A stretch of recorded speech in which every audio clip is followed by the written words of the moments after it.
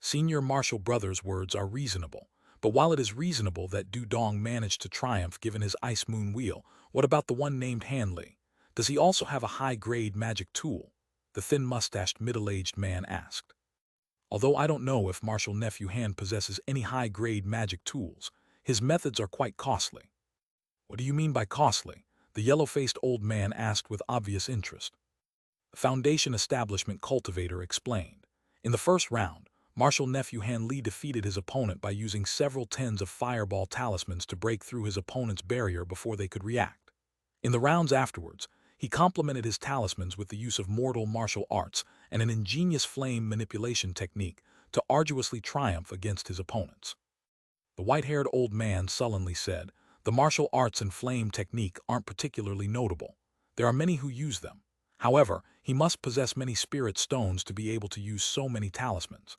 This amount may mean nothing to us, but to a chi condensation cultivator it is rather extravagant. Have you investigated this disciple?" The Foundation Establishment Cultivator respectfully replied, "I have. A few of his acquainted disciples noted that he is skilled in talisman refinement despite being a vagrant cultivator, and he possesses quite a bit of wealth. That is how he is able to so generously use low-grade talismans." The white-haired old man's expression relaxed and he muttered, "Oh, so it was like that. It seems there are no problems with the two then. However, since this person is capable of refining talismans, wouldn't it be better to have him join Firecloud Mountain?" Cultivator Zin faintly smiled and said, "Senior Marshal Brother Feng, that reasoning is a bit amiss. Our Dayspring Mountain also possesses disciples that are skilled in talisman refinement. They will be able to mentor him properly. Senior Marshal Brother Duan, don't tell me you actually want him." The red-clothed cultivator waved his hand and grinned. "Hee. Our Firecloud Mountain already possesses many talisman refining disciples. One more or one less won't make much difference. I won't fight Junior Marshal Brother Zin over a single disciple." Cultivator Zin responded with a silent smile. In the following moments, the core formation cultivators chatted about a few sect matters before bidding their farewells. Han Li had already returned to his cave residence and was standing outside his spirit beast room with a solemn expression. His gaze wandered as he stared into the room. Not long before, when the disciples of Dayspring Mountain were congratulating Han Li over his victory in the final round of placements, the weeping soul pearl began to burn within his body, much to Han Li's alarm. It was about to finally awaken and complete its evolution. Han Li was overjoyed and hurriedly took his leave in order to return to his cave residence. But when he arrived outside the spirit beast room, he was greatly shocked by what he saw. For some unknown reason, the spirit beast room was completely devoid of light and was filled with ghastly wisps of black ghost chi, spilling an extremely icy yin chi out from the room. The weeping soul beast could no longer be seen. Instead, a 3-meter-tall cocoon had taken its place at the corner of the room. It was emitting a jet-black light and faintly released black glimmers as if it were alive. Han Li instantly knew that the weeping soul beast was within the black cocoon, and he grew immensely excited. However, a trace of worry blossomed within his heart as well. Han Li wasn't about to boldly enter the room. After some pondering, he decided to meditate outside the spirit beast room. From what he had previously read in old records, during a spirit beast's evolution, it was best for its master to stay close and wait by its side. However, the spirit beast must be left alone during its evolution unless it failed in its transformation and suffered a grave injury. With apprehension lingering in his heart, Han Li felt time slowly pass by. Han Li originally assumed that the transformation would take several days at the very least before the cocoon was broken. But on the morning of the second day that he sat outside the spirit beast room, the black cocoon of light began to change. As Han Li remained cross-legged on the ground, he suddenly heard a clear explosion from the room. Although the sound was muffled, he opened his eyes with delight. He peered into the room and saw that a majority of the ghostly chi had been absorbed into the black cocoon of light in the corner of the room. The black light then suddenly grew dazzling, causing Han Li to unconsciously turn his eyes away. In the next moment, Han Li felt a strange but somewhat familiar aura coming from the room. With raised brows, Han Li stood up without any further thought and lightly pushed open the door to the spirit beast room. Han Li swept his gaze through the room from the outside and saw that the black cocoon had already broken in two and was empty as could be. But aside from the broken cocoon in the corner of the room, nothing else could be seen. Han Li was startled and thought to release his spiritual sense when black light began to shine from an empty corner of the room. With a low-pitched cry, a black blur shot towards Han Li. In his alarm, Han Li thought to dodge out of the way, but after some thought, he remained in place.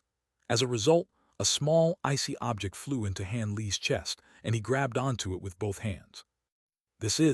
Han Li glanced at the small object in his grasp and couldn't help but appear shocked. There was currently a tiny, fist-sized monkey in his hands that should undoubtedly be the evolved Weeping Soul Beast. At first glance, there was nothing that had changed about it apart from its silver fur turning pitch black. But after glancing at it several more times, Han Li eventually discovered two differences from before. The Weeping Soul Beast now had a slim cavity between its two nostrils. After meticulously glancing into it, he discovered nothing out of the ordinary about it. The Weeping Soul Beast had always relied on the soul-swallowing light from its nose to suppress souls and ghosts. Did the appearance of an additional hole in its nose mean that this ability would become more powerful? Not knowing whether he should laugh or cry, Han Li decided to look forward to testing this in the future. As for the other difference in the Weeping Soul Beast, for some unknown reason a crimson pattern depicting an evil spirit had appeared on the fur of its back. The evil spirit on its back had a single horn and 3 eyes. Although it appeared rather faint, it also appeared true to life and gave any onlookers a feeling of malicious pressure. Silvermoon clicked her tongue in astonishment at the Weeping Soul Beast's evolution, but she couldn't offer an explanation on what it was.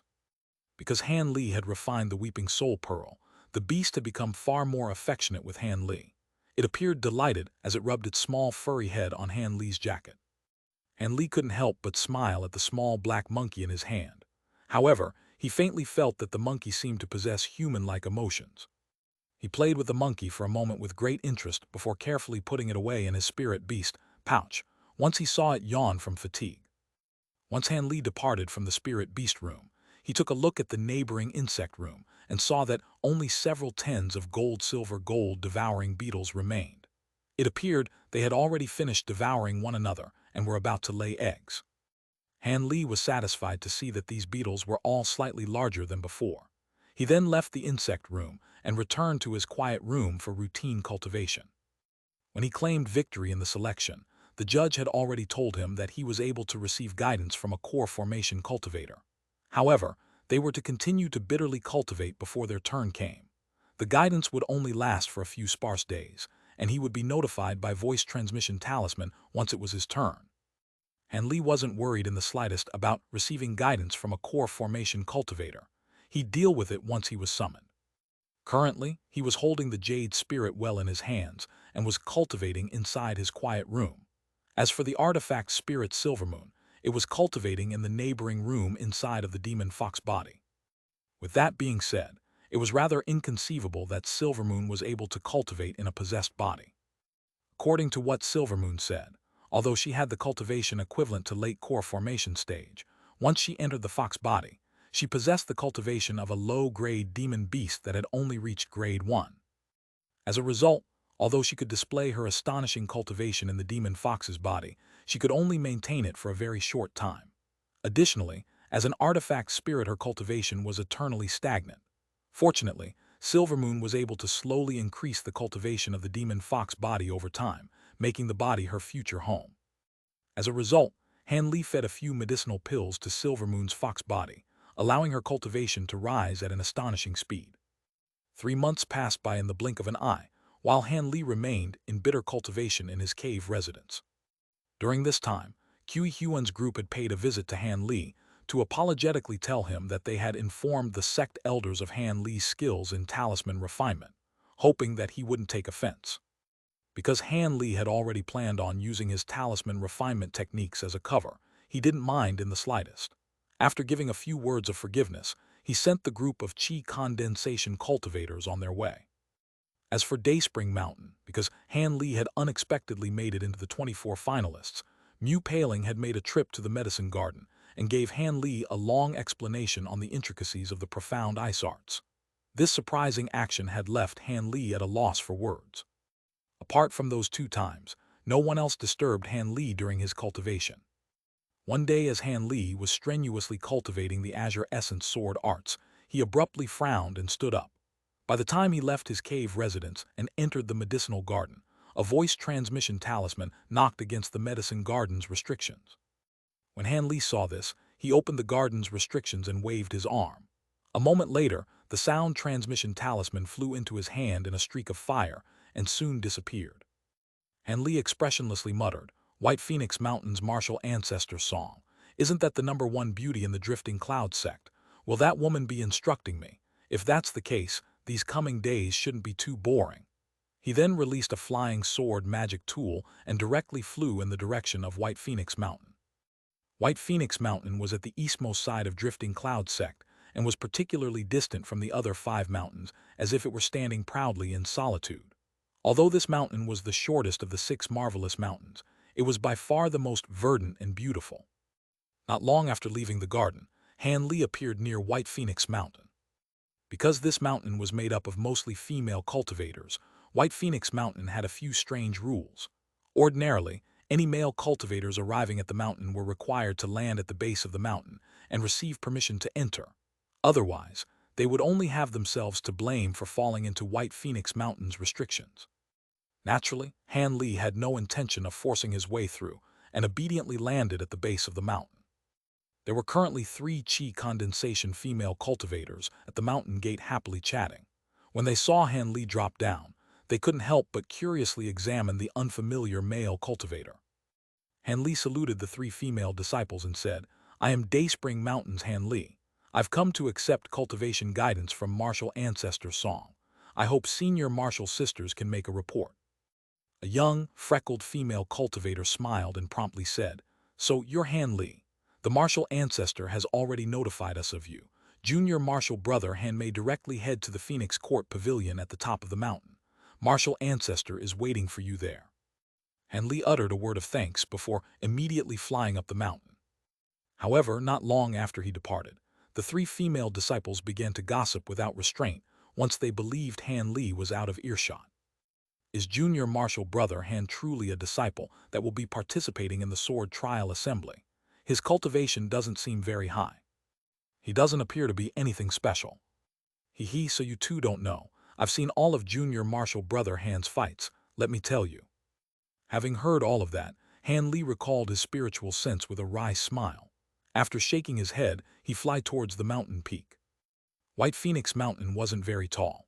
After only a moment, Han Li managed to reach the top of the mountain, a flat plateau that spanned 300 meters. It was surrounded with white clouds with abundant spiritual qi as if it were an otherworldly realm. Within this fantastic scene stood a soul pavilion that was only 60 meters tall and was divided into 3 stories. The building was constructed from an unknown white wood. Its natural, untouched form produced an air of simple elegance. Han Li landed in front of the pavilion and loudly shouted, "Disciple Han Li pays his respects to martial ancestor Song." Once that was said, Han Li felt a trace of spiritual sense sweep over him. He stood in place with a calm expression, feigning ignorance of the matter. A long while later, a woman's gentle voice said, "Since you've arrived, come up to the 2nd story of the pavilion. I'll be waiting for you there." "As you bid." Han Li then walked forward and gently pushed open the wooden doors which swung freely. The 1st floor of the pavilion was completely empty apart from a spell formation to aid in cultivation. Han Li swept his gaze past the 1st floor and directly headed towards the 2nd floor. The 2nd floor was also quite bare.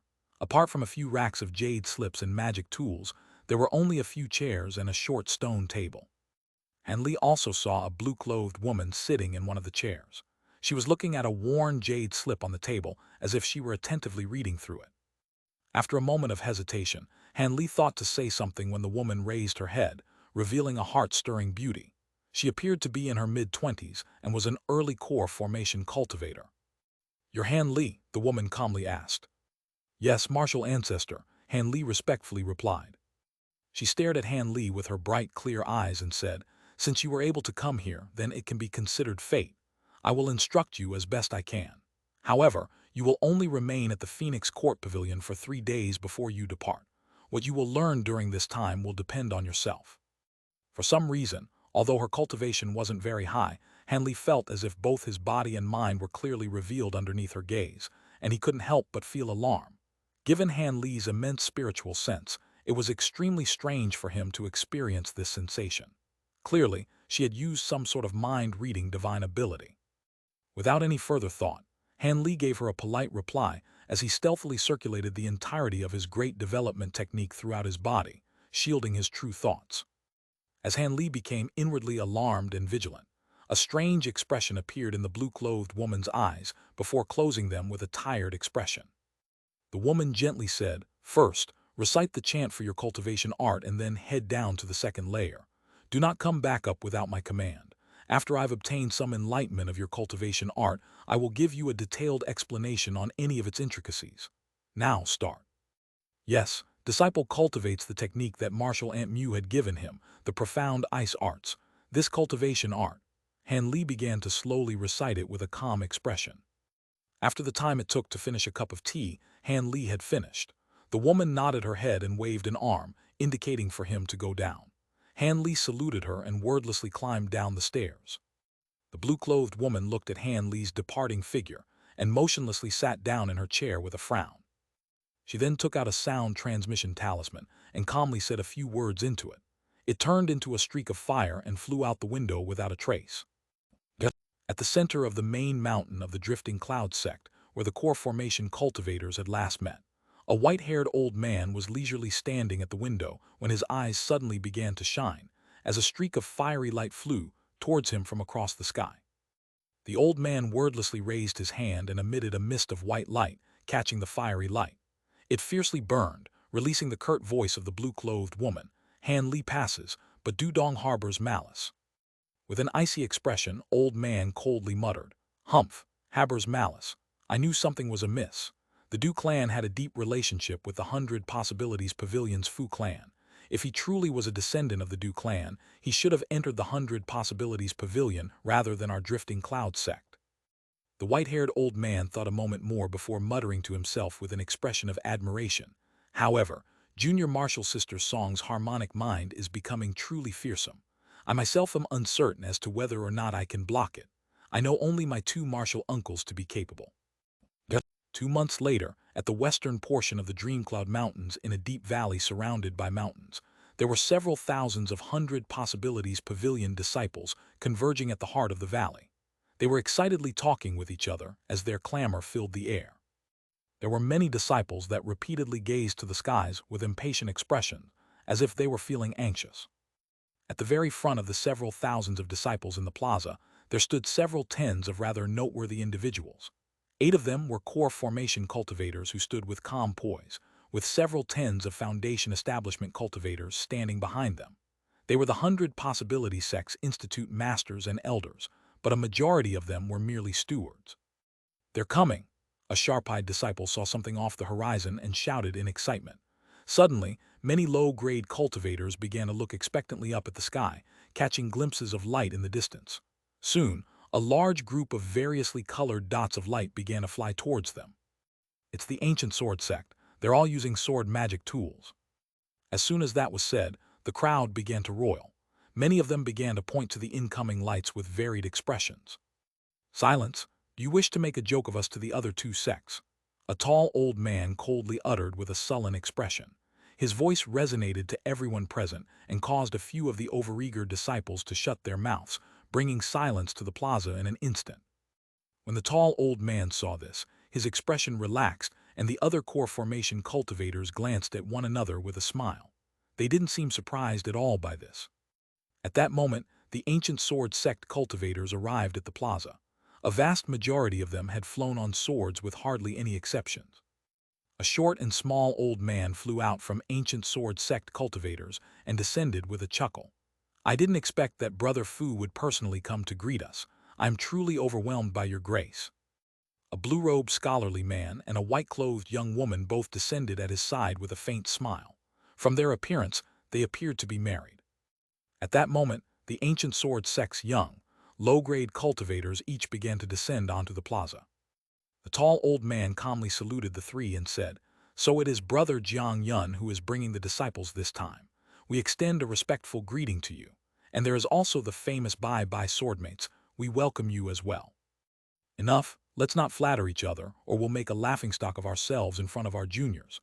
However, it seems that the drifting cloud sect has yet to arrive. They've become increasingly disinterested in the sword trial assembly. Don't tell me they've grown cowardly because they've placed last a few times. The cultivator surnamed Jiang seemed to dislike the drifting cloud sect and spoke with a trace of schadenfreude.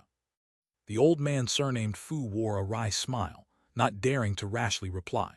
The 100 Possibilities Pavilion differed from the ancient sword sect. If such words left his mouth and they managed to reach the upper echelon of the drifting cloud sect, they would certainly cause trouble.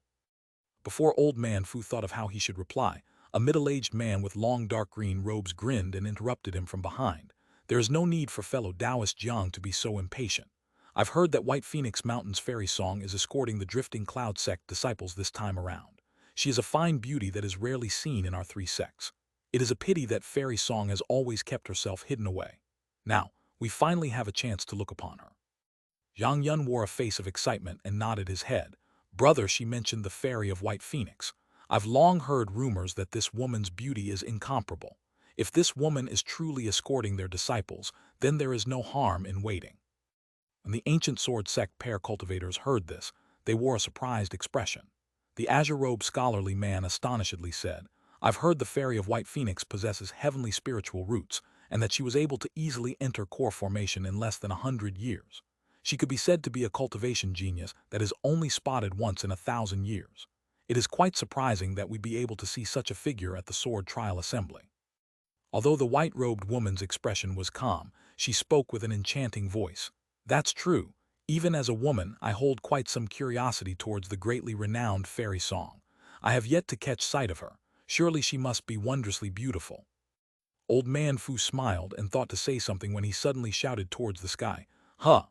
It seems the drifting cloud sect members have arrived.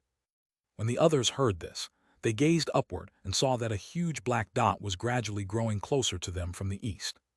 That's Zhang Yun's expression stirred. It seemed he knew what it was. Once it grew closer, the others were able to clearly see what it was, a huge, monstrous bird that was flying towards them with astonishing speed. There seemed to be many cultivators standing on the bird's back. Upon spotting the huge bird, Zhang Yun sourly said, Humph, the drifting cloud sect is merely showing off its mutated azure hawk. The only thing impressive about it that has mutated is its size. It is still only a grade 5 demon beast. Old man Fu and the other 100 Possibilities Pavilion cultivators pretended to have not heard this. However, the youths nearby gasped at the sight of such a large spirit beast. They all stared at the huge bird's astonishing figure with awe. Each flap of its glowing azure wings brought it forward with astonishing momentum, and in the blink of an eye, it had arrived in front of the plaza. Its huge wings cast a shadow upon the entire stage and blew fierce winds downward, causing a few of the low-grade disciples to lose their balance and turn pale from fright. Stop! A man's voice suddenly sounded out from atop the bird. The huge bird folded its wings and floated motionlessly in the air as many cultivators began to drop down from its back. Yi, isn't that Firecloud Mountain's brother doing? What a pleasant surprise! When old man Fu saw the red-robed old man in the front, his eyes brightened and he hastily went forward to meet him. The old man chuckled and smiled. Hardly. I've held quite the impression of you ever since I last saw you in the Yun province. At the same time he was speaking, he swept his gaze past the many people behind him. Old man Fu casually said, Brother Duan wishes to look for Chang Zhen. That's too bad. Junior Marshal Brother Chang is currently handling affairs outside of the sect. However, he should return by the end of the assembly. The red-robed old man appeared slightly disappointed, but his expression soon recovered. So it's like that, it can't be helped. Being able to talk about old times is quite a problem of chance. Back to the matter at hand then. This is Junior Marshal Brother Yu. There should be no need for introductions as everyone should recognize him. As for Junior Marshal Sister Song, I believe this should be everyone's first time seeing her. Let me introduce you. He pointed to the stunning blue-clothed woman behind him. Old man Fu looked at Cultivator Song with narrowed eyes and gasped. I've known of your grand reputation for many years as the Fairy of White Phoenix. Now that I've witnessed your elegance, I must say that your reputation is well deserved. The blue-clothed woman gently smiled and replied, Senior Marshal Brother Fu wrongfully flatters me. I hardly deserve the title of fairy. The woman had an aura of peaceful charm to her, causing the nearby low-grade male cultivators to look on with thumping hearts. Although a few of the high-grade cultivators were better off than their bewitched juniors, passion flared within their eyes as well. Next, the drifting cloud sect's core formation cultivators greeted the ancient sword sect. Although Jiang Yun appeared indifferent, he reluctantly uttered a few words. As for the white-robed young woman, she stuck close to Cultivator Song and began to enthusiastically speak with her as if they were sisters. Despite this, Cultivator Song maintained an elegant demeanor throughout, revealing not the slightest flaw in her actions. The following matters were simple enough. Once the 100 Possibilities Pavilion finished their formalities, they brought the two sects to their respective huge courtyards and had them rest for the day. The official competition would begin on the next morning. The night peacefully passed by. With the coming of the second day, the three sects fiercely began the competition. The competition was conducted in 3 groups of 30, with each sect sending 10 of their own disciples into each group. Each group would then battle among themselves in a single elimination format until only 4 were left. The final 12 disciples would then draw ballots and fight for the top 10 rankings. Because there weren't many disciples competing, there was no need to have multiple fights occurring at the same time. The fights were to be held sequentially on the same stage. As for how the order was decided, there were lots that were drawn by each of the group's leaders. As for the judges, they would come from the sect that didn't belong to either of the competitors, making it quite fair.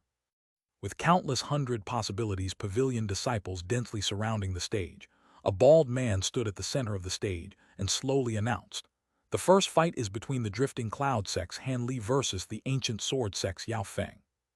Following the bald man's announcement, a disciple walked out from each group of disciples. A torrent of whispers began to pour from the surrounding 100 Possibilities Pavilion disciples once they clearly saw the contestants. Am I not mistaken? One is a chi condensation cultivator at the 11th layer, and the other is a foundation establishment cultivator. The difference in their cultivation is far too great. The ancient sword sect cultivator looked at his opponent with a strange expression. Soon after, disdain momentarily appeared on his face. He felt it would be extremely easy to deal with an opponent with such shallow cultivation. As for his opponent, he was a youth with a common appearance that was tightly frowning as if he felt perplexed and anxious. Of course, the core formation cultivators of the 3 sects were separated from the rest of the disciples. They were floating in empty space above the light barrier and leisurely chatting. "Brother Duan, does the Drifting Cloud sect truly plan on abandoning this sword trial assembly? How was an 11th layer disciple able to prevail through the selections? Was he someone you brought to make up for a lack of numbers?" Jiang Yun couldn't help but laugh upon seeing the Drifting Cloud sect disciple. The red-robed cultivator calmly replied, 11th layer. Not bad. I recall that he was only at the 10th layer when he acquired victory in the selections. It is quite impressive for him to have cultivated so quickly." Jiang Yun wore a doubtful expression. "What, he made it through the selection at 10th layer? Are you joking?" This time, the red-robed cultivator merely replied with a silent smile. When Jiang Yun saw this, he felt slightly apprehensive and said nothing else. He began to pay attention to the stage below. "Match start," the bald man from before suddenly shouted. As soon as the ancient sword sect youth heard this, he had a red and a blue sword fly out from the sheaths on his back. They floated above him as green light flickered from his hands, forming a green light barrier around him. Afterwards, the youth quickly formed a hand incantation, intending to have his flying swords attack.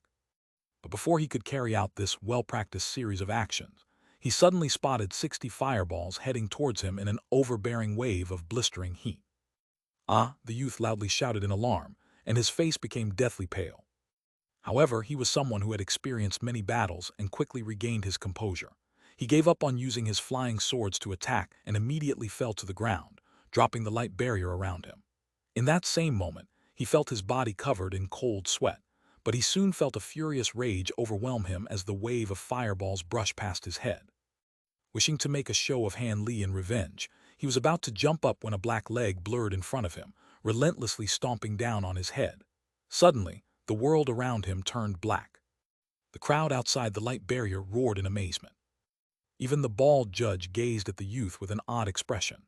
After a short moment, he loudly announced, "The Drifting Cloud sect's Han Li is victorious."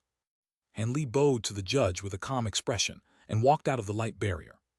Soon after, 2 ancient sword sect disciples rushed onto the stage and carried off their unconscious sect member. The short old man surnamed Jiang stared at the stage in disbelief and then grimaced. Although he knew there would be a few unorthodox tactics in a competition between low-grade disciples, He absolutely didn't expect talismans to be used in such a manner. He had teased the red-robed old man earlier because he held high hopes for this disciple, but he didn't expect for it to backfire. A moment later, an embarrassed expression appeared on the man's face, and he gloomily keeps silent. Old man Fu couldn't help but chuckle at the sight of Han Li's battle. "Brother Duan, that disciple of yours is truly quite interesting. He used up many spirit stones worth of talismans. Although it was quite the trick, it must have taken quite a bit of practice in order to simultaneously use so many fireball talismans at once. Ordinary disciples would find it quite difficult to do." The red-robed old man was immensely pleased with the ancient sword sect's Jiang Yun's deflated appearance, but he played down the victory with half-truths. "It's nothing. This disciple of ours is a talisman refinement expert. Attacking with talismans should come naturally to him. However, even I am somewhat surprised for him to use so many talisman at once." Jiang Yun resentfully muttered, "Humph, he's only capable of using many talismans at once. Now, the others will know of his tricks. In the later rounds, this disciple of yours will definitely be defeated." The red-robed old man chuckled and said, "Is that so?" The azure-robed scholarly man glanced at Han Li down below and casually nodded his head.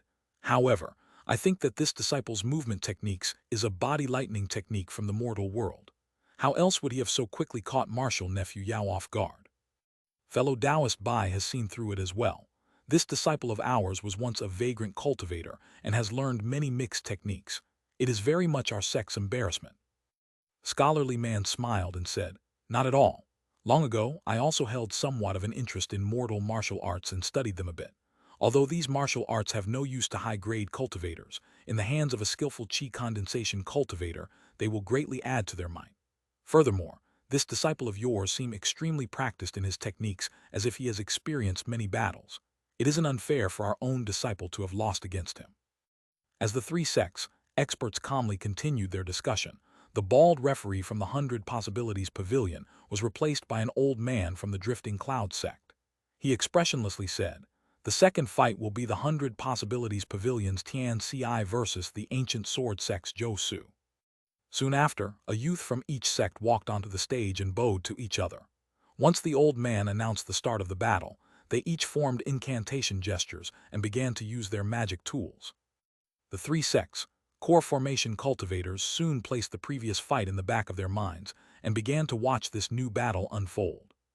Perhaps due to the incisiveness of Han Li's previous fight, the current careful and deliberate battle caused boredom in the spectators. Eventually, the ancient sword sect disciple was able to use his sword magic tool to break the opponent's defenses and claim victory. Each fight then successively continued until the first round of the competition was concluded 2 days later. The ancient sword sect cultivators' strength was as great as their reputation described. Apart from Han Li and a few others, the majority of the rounds had been dominated by ancient sword sect disciples. This scene was cause for great joy for Jiang Yun, and he wore a wide grin, releasing him from his previous gloom. Of course, the 100 Possibilities Pavilion and the Drifting Cloud sect cultivators had already anticipated this outcome. Although they found this somewhat embarrassing, they didn't show it on their faces and pretended not to care. From their bearing, it appeared as if they were on the winning side. During the second round of the competition, Han Li's opponent was a 100 Possibilities Pavilion female qi condensation cultivator with a valiant appearance. After seeing that she was facing Han Li, she immediately took to the air on her magic tool as soon as the match started. According to her understanding, she would be able to dodge any of Han Li's talisman attacks in the air and would also be safe from his swift movement techniques. Han Li sighed upon seeing this and tossed out a stack of fireball talismans without a word. Just as the woman thought to dodge the incoming fireballs, Han Li formed an incantation gesture with both his hands and caused the approaching fireballs to flash with a red light. The barrage of fireballs turned into a small flock of firebirds that spiraled around without approaching her. When she saw this, she was greatly frightened and thought to use her magic tool to protect herself. However, Han Li wasn't about to give her the opportunity. He muttered an incarnation in a superficial display and commanded the flame birds with his spiritual sense. The flock of firebirds then flew towards the woman and struck her from all sides. Although the woman managed to envelope herself in a water attribute barrier through a talisman, it was incapable of enduring such a fierce attack. In a mere moment, the barrier shattered. Helpless, the young woman could only take the initiative to concede defeat. After that battle, the disciples of the other two sects were greatly moved, having previously believed that Han Li merely abused his abundance of talismans without any skill. However, a few Foundation establishment cultivators that possessed powerful magic tools merely viewed Han Li's flashy actions with disdain. But in the end, there was an obscure, desolate valley at the center of the Dreamcloud Mountains. This valley had long been enveloped with waves of yin mist over countless years. It was dark to the point where one couldn't even see their own hands if they entered it. Additionally, all sorts of venomous serpents and insects entrenched themselves within the mist in countless numbers, and due to the valley's small size, they were easily overlooked by any cultivators that passed it by. But one day, the valley's mist became denser than usual, but the mist at the deepest depths of the valley was particularly chaotic. In a flash of white light, two figures suddenly emerged beside a mysterious pile of rocks. One of these figures was a man who wore gray robes and had fierce expression. The other was a scholarly man with azure robes and a jade belt. Although there was clearly no one besides the rock pile, a man's hoarse voice lazily said, "Well, if it isn't the ancient sword sect's brother Bai and the drifting cloud sect's fellow Taoist Yu, could it be that the sword trial assembly has already ended? So brother Yu is on duty today." "Yes, the assembly has already ended. We've come to see whether or not the Brightsite water has been prepared. If it is ready, then we'll directly transport the 10 disciples here to prevent anything unexpected from occurring." As for the gray-clothed old man at his side, he remained silent with an indifferent expression. The previous man's voice spoke with objection. "Something unexpected. This place is guarded by 3 core formation cultivators at all times. Why not bring the low-grade cultivators along with you? Are you afraid that they'll bring some trouble?" Cultivator Bai shook his head and said, "The spirit well tree is an immensely important matter. It is better to be careful. Besides, dropping the wine nectar into the Brightsite water is the most crucial step. Once this is done, the spirit water must immediately be used to cleanse their eyes, otherwise its efficacy would greatly decrease. Why else would we be required to bring the 10 disciples over here?" The man chuckled and confidently said, "All right, the Brightsite water has already been prepared. When they've cleansed their eyes, have them immediately depart. Since this area is heavily covered with restrictions, if you teleport them here they won't know where this place is." Cultivator Bai nodded his head and said, "That would be for the best. Brother Yu, stay behind for the time being. I will notify our fellow Taoists and have them teleport the disciples over." The man's voice suddenly thought of something and asked, "Ah yes, I suppose the winner of the sword trial assembly from your ancient sword sect." The azure-robed scholar smiled and said, "I'm afraid I must indeed disappoint you. The winner of this sword trial assembly is our ancient sword sect's martial nephew Meng Dai." The man's lazy voice revealed a trace of satisfaction. "Humph. It isn't surprising that the Foundation establishment cultivators of your ancient sword sect are stronger than ours. However, when one reaches core formation stage, it's hard to say who is weaker or stronger. If there is an opportunity, bring over that senior martial brother San of yours. I wish to compare notes with him sometime." The scholarly man grew silent for a moment and casually smiled. "It seems Brother Yue still broods over his defeat by senior martial brother San long ago. However, I fear I must disappoint Brother Yue. Senior martial brother San has already entered seclusion in an attempt to break through to late core formation stage. He's going into seclusion to reach late core formation stage." The man was clearly surprised, but he soon sighed and spoke no further. The ancient sword sect's cultivator Bai then wordlessly raised his hand and struck the pile of rocks nearby with a streak of white light. The pile of rocks suddenly flashed with light, and he disappeared. The pile of rocks was clearly a well-hidden transportation spell formation. After seeing the gray-clothed old man depart, he sat down on the ground nearby. At the other end of the transportation formation was a small stone room in the 100 Possibilities sect. The scholarly man appeared within the formation with a flash of white light. Several high-grade cultivators from the 3 sects were surrounding him. Cultivator Giant asked, "How is it, junior martial brother? Are the preparations finished?" The scholarly man replied, "Senior martial brother, relax. Everything is ready at the sacred site. We may take them in now." The old man surnamed Fu nodded his head with satisfaction. "Good. Then we must trouble Brother Duan to bring the 10 juniors over here." As soon as he finished, the red-robed old man wordlessly pushed open the door and left. Old man Fu continued, "As arranged, our 3 sects will each send a core formation cultivator to accompany them. The drifting cloud sect's fellow Taoist Yu is already on the other side. Brother Jiang, who will you be sending over? Jiang Yun casually replied, I've already seen it once before and there is little to see. How about Junior Marshal Brother Bai goes? Old Man Fu smiled and said, That's fine. Although fellow Taoist Bai hasn't had his turn guarding the sacred site, he was once one of the 10 finalists in the sword trial assembly. It could be considered revisiting a memory. Cultivator Bai nodded his head with a calm expression but said nothing. The white-clothed young woman charmingly smiled at him and rubbed shoulders with him in a rather romantic manner. At that moment, footsteps came from outside of the stone room, and the red-robed old man walked in with a calm expression, leading the 10 finalists.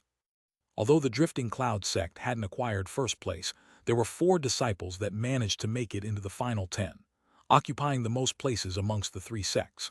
This had caused Old Man Duan to feel quite pleased in contrast to his calm exterior. With that thought, he unconsciously swept his gaze over the 4 disciples. There was the Firecloud Mountain Sun Huo, a staunch-faced youth, Mu Paling of Dayspring Mountain, Han Li, and Du Dong. When he caught sight of Du Dong, Old Man Duan couldn't help but inwardly snort, and a trace of derision momentarily appeared within his heart. As for the disciple that had acquired first place, he was a black-clothed youth with an expression as clear as a drawn sword. He was the ancient sword sect's Meng Dai, who possessed the Nine-Sword Spirit Constitution. The Nine-Sword Spirit Constitution was among the 3 great sword bodies in the cultivation world. It wasn't something to take lightly. With a top-grade sword magic tool in hand, there were no opponents in the competition that were capable of withstanding his strikes. In only a few short moments, he was able to crush any opposition that stood in his way en route to first place. Having thought that, the red-robed old man felt somewhat envious of the ancient sword sect's good luck. Han Li indifferently glanced at the core formation masters in the room. He felt neither joy nor alarm. After his victory in the 3rd round, he had deliberately lost to a skilled 100 Possibilities Pavilion Foundation establishment disciple. He then participated in a battle against the 6 who lost for the final 4 positions in the top 10. In the end, he had nearly spent all of his talismans to forcefully enter 9th place. As for Du Dong, perhaps having held the same plan in mind as Han Li, he had also suffered a defeat at the 4th round and then deliberately suffered a loss against him, landing him in 10th place. Those actions had left Han Li dumbstruck. As for the top-ranked disciple amongst the Drifting Cloud sect disciples, that would be the youth named Sun Huo. His cultivation was quite strong, and he managed to land in 3rd place. But from how Han Li saw it, apart from the black-clothed youth whose techniques greatly matched his magic tool, he would be able to defeat all the others using his previous methods. Once the assembly concluded, the top 10 disciples each received a top-grade magic tool. As for Meng Dai, he also received a jade box that contained a spirit tempering pill. When Han Li saw the jade box, he instantly grew determined. If this goes smoothly, and I'm able to acquire the root of the spirit well tree as well as the pill formula, it'll be over. If that isn't possible, I'll take the pill from the hands of that ancient sword sect disciple. After all, that pill will greatly aid in condensing a nascent soul. As Han Li thought this, Old Man Fu began to teleport the gathered disciples. The 3 sects, youths already knew where they were going and wore cheerful smiles. As white light flashed, Cultivator Bai and a middle-aged cultivator from the 100 Possibilities Pavilion teleported alongside them. Han Li and company were left dazed from the teleportation and found themselves amidst a dense fog and a pile of rocks. Han Li narrowed his eyes and unconsciously swept his spiritual sense past the area. However, once it extended out 100 meters, he immediately felt a restriction block his path. His heart trembled at the discovery. Knowing that there were powerful spell formations in place, he decided that stealthily completing his objective would be best. Seeing that they had all arrived, the gray-clothed old man calmly stood up and raised his hand, shooting out a yellow spell seal into the dense mist. The surrounding mist began to roil and suddenly dispersed. Not far ahead of them was a wall overgrown with dense moss, as if no one had ever passed it by. Cultivator Bai warned the 10 finalists with an icy tone, "Listen well. You must cleanse your eyes as soon as the spirit water is refined. You are allowed to enter the restricted area for that reason alone. Normally, even we are not allowed near this place. After you enter, you are only allowed to stay here for the day and must immediately depart on the next. This place is also heavily clad in restrictions. Absolutely do not roam this place as you please, else you will be subjected to the entirety of the consequences." The disciples naturally acknowledged his words. At that moment, a man's voice was heard from the direction of the stone wall. "All right, if you have anything else to say, leave it until after you enter. I am going to open a way through the great formation." When the man surnamed Yue said this, the stone wall rippled throughout the air and disappeared in a flash of green light. A moment later, the disciples were left astonished as the stone wall disappeared before them and was replaced with huge, tightly shut stone gates. The stone gate was densely covered in talisman characters and pulsing with rainbow light. It was unknown just how powerful this restriction was. There were also several barriers of yellow light surrounding the gate. At that moment, a yellow-clothed cultivator with his arms behind his back was standing outside the 30-meter-tall gate. He appeared to be in his 40s, and he had thick, slanted eyebrows that gave him a fierce appearance. If an ordinary person were to see him, they would grow fearful and wouldn't dare to meet his gaze. When the middle-aged cultivator from the 100 Possibilities Pavilion saw his fearsome appearance, he revealed trace of admiration. He, Senior Martial Brother Yue seems to have made much progress in his ghost fiend arts. It seems cultivating near the sacred tree has made cultivation far easier. Although his words weren't loud, they had clearly reached Cultivator Yue's ears. The yellow-clothed cultivator immediately rolled his eyes and snorted. "If you're willing to be confined to this place for 60 years, you can diligently cultivate as well. Though I wonder if Junior Martial Brother Pai would be able to endure it, given his temperament." The middle-aged 100 Possibilities Pavilion cultivator wore an embarrassed expression and said, "I was merely speaking without consideration. It must be extremely difficult for Senior Martial Brothers Yue, Wu, and Tian to stand guard here. My words." "Enough, no need to speak any further. These restrictions are something that our nascent soul martial uncles placed down. I will only be able to open the restrictions for a short amount of time. Hurry up." The yellow-clothed cultivator then slapped his hands together and summoned a yellow command medallion. He then began to chant with a solemn expression. The command medallion suddenly glowed with a grand yellow light and began to radiate nearby, melting away the light barriers in an instant, revealing a 10-meter-wide passage. "Everyone go, be quick." The scholarly man urged them as soon as he saw this and took the lead, flying forward in a streak of white light. The other two core formation cultivators gave similar commands and shot forward as well. When Han Li and company saw this, they hastily followed after them on their magic tools. As soon as the party reacted the stone gate, the yellow-clothed cultivator's command medallion dimmed, and the passageway completely disappeared. Facing the group, he indifferently said, "Follow," before turning around and forming various hand incantations with his fingers. He then raised his arms and shot out a scarlet and yellow light from his hands towards the huge stone gate. Suddenly, talisman characters on the tightly shut stone gate began to stir, and it began to release a series of low hums. The gate slowly opened to reveal a long passageway. The yellow-clothed cultivator wordlessly stepped through the passage, and the others glanced at each other before closely following after him. Han Li stood at the center of the disciples and seemed to be staring forward with great intensity. But in actuality, he was sweeping his spiritual sense across everything nearby. This rectangular passageway was a man-made tunnel that led into the heart of the mountain. Not only were the walls smooth, but there were a few profound talisman characters every couple of steps. Although Han Li couldn't study them for the time being, he was certain they weren't only there for decoration. After walking for only about 300 meters, their surroundings brightened, and they arrived at a tidy stone hall that was about 200 meters wide and 80 meters tall. The center of the stone hall had a meter-high limestone platform with 10 lines perpendicularly intersecting from each side. From the sets of black and white pieces arranged on the platform, it appeared to be a chess game during a crucial moment. There was an old man and a young boy sitting cross-legged across from each other on the platform.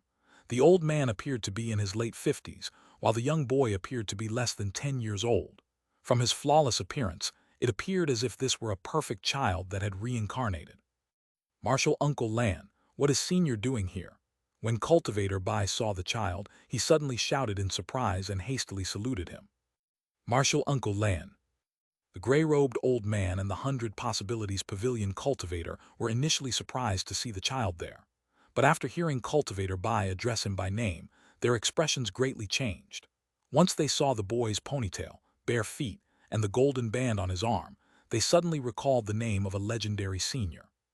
Juniors Du Bei and Yu Shannon pay their respects to Senior Lan. In their alarm, the two rushed to salute him. "Stand, didn't you notice that I am at a crucial point in my game with Marshal Nephew Who? Let's talk after I've finished." The boy's voice was as young as his appearance, but each of his words carried an aged tone filled with poise. "As you command."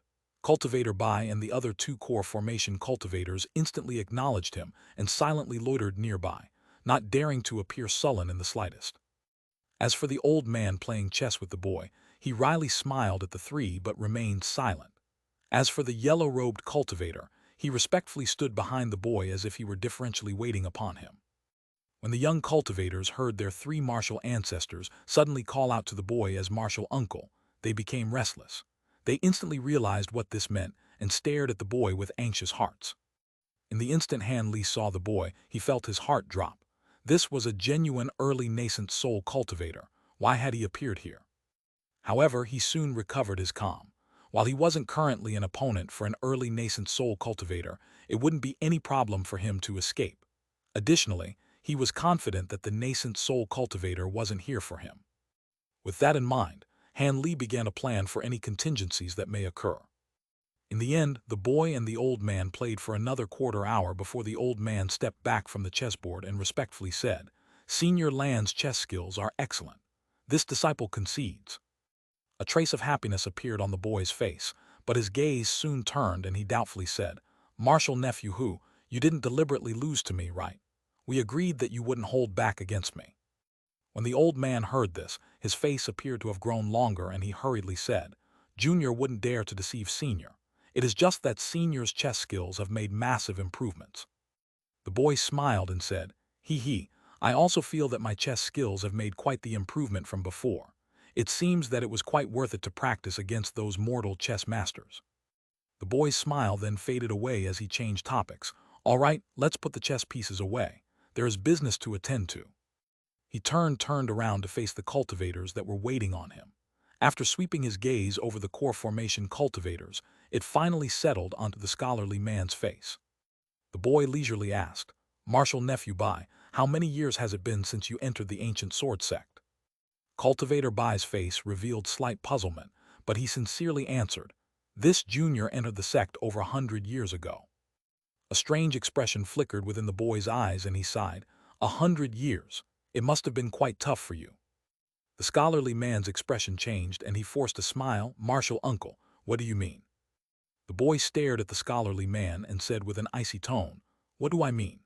As the successor of the righteous Tao's overwhelming pavilion sect master, your esteemed self has maintained you cover in the ancient sword sect for quite the while. Haven't you had any thoughts of visiting your master?" When Cultivator Bai heard the boy, his complexion instantly paled. The other two core formation cultivators revealed shock in their eyes and unconsciously took several steps back from Cultivator Bai. "Fellow Taoist Bai, is Senior Lan speaking the truth?" the middle-aged cultivator asked in disbelief. Cultivator Bai's face fluctuated between red and white, unable to give an excuse. After wearing an unsightly expression, the scholarly man said, "Since Marshal Uncle has already fully investigated me, there is no use in denying this. However, I will not idly stand by and allow myself to be captured." As soon as he said that, his body flashed with white light and he shot towards the disciples behind him. His glowing white hand was reaching out towards the black-clothed Meng Dai who possessed the nine-sword spirit constitution. "What are you doing?"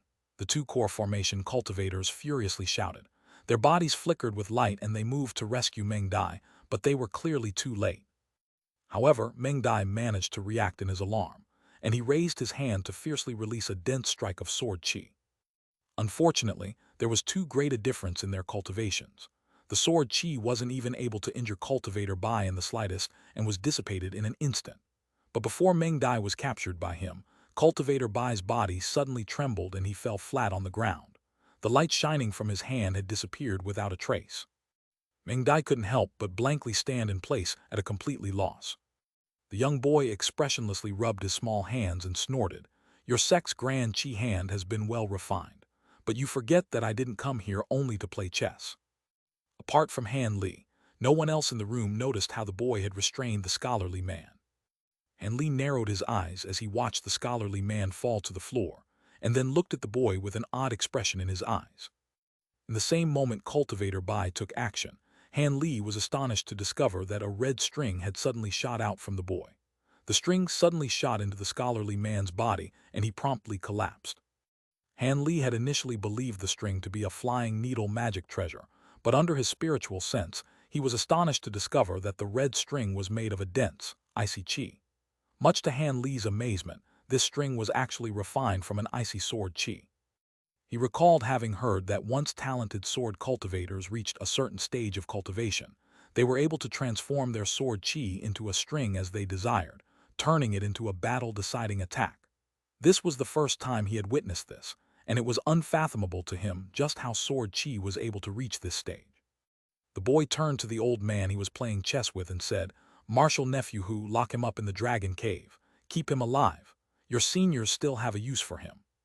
The long-faced old man felt his heart tremble before he acknowledged his instructions. He stepped over to the fallen cultivator by and carried him to the side of the room before disappearing without a trace. Han Li's gaze then turned to look at Du Dong. He noticed that his expression appeared calm, but under closer scrutiny, Han Li noticed that he was clenching his hands into fists. When Han Li saw this, he faintly smiled and paid him no more attention. "All right, the matter has already been settled. Do as you will.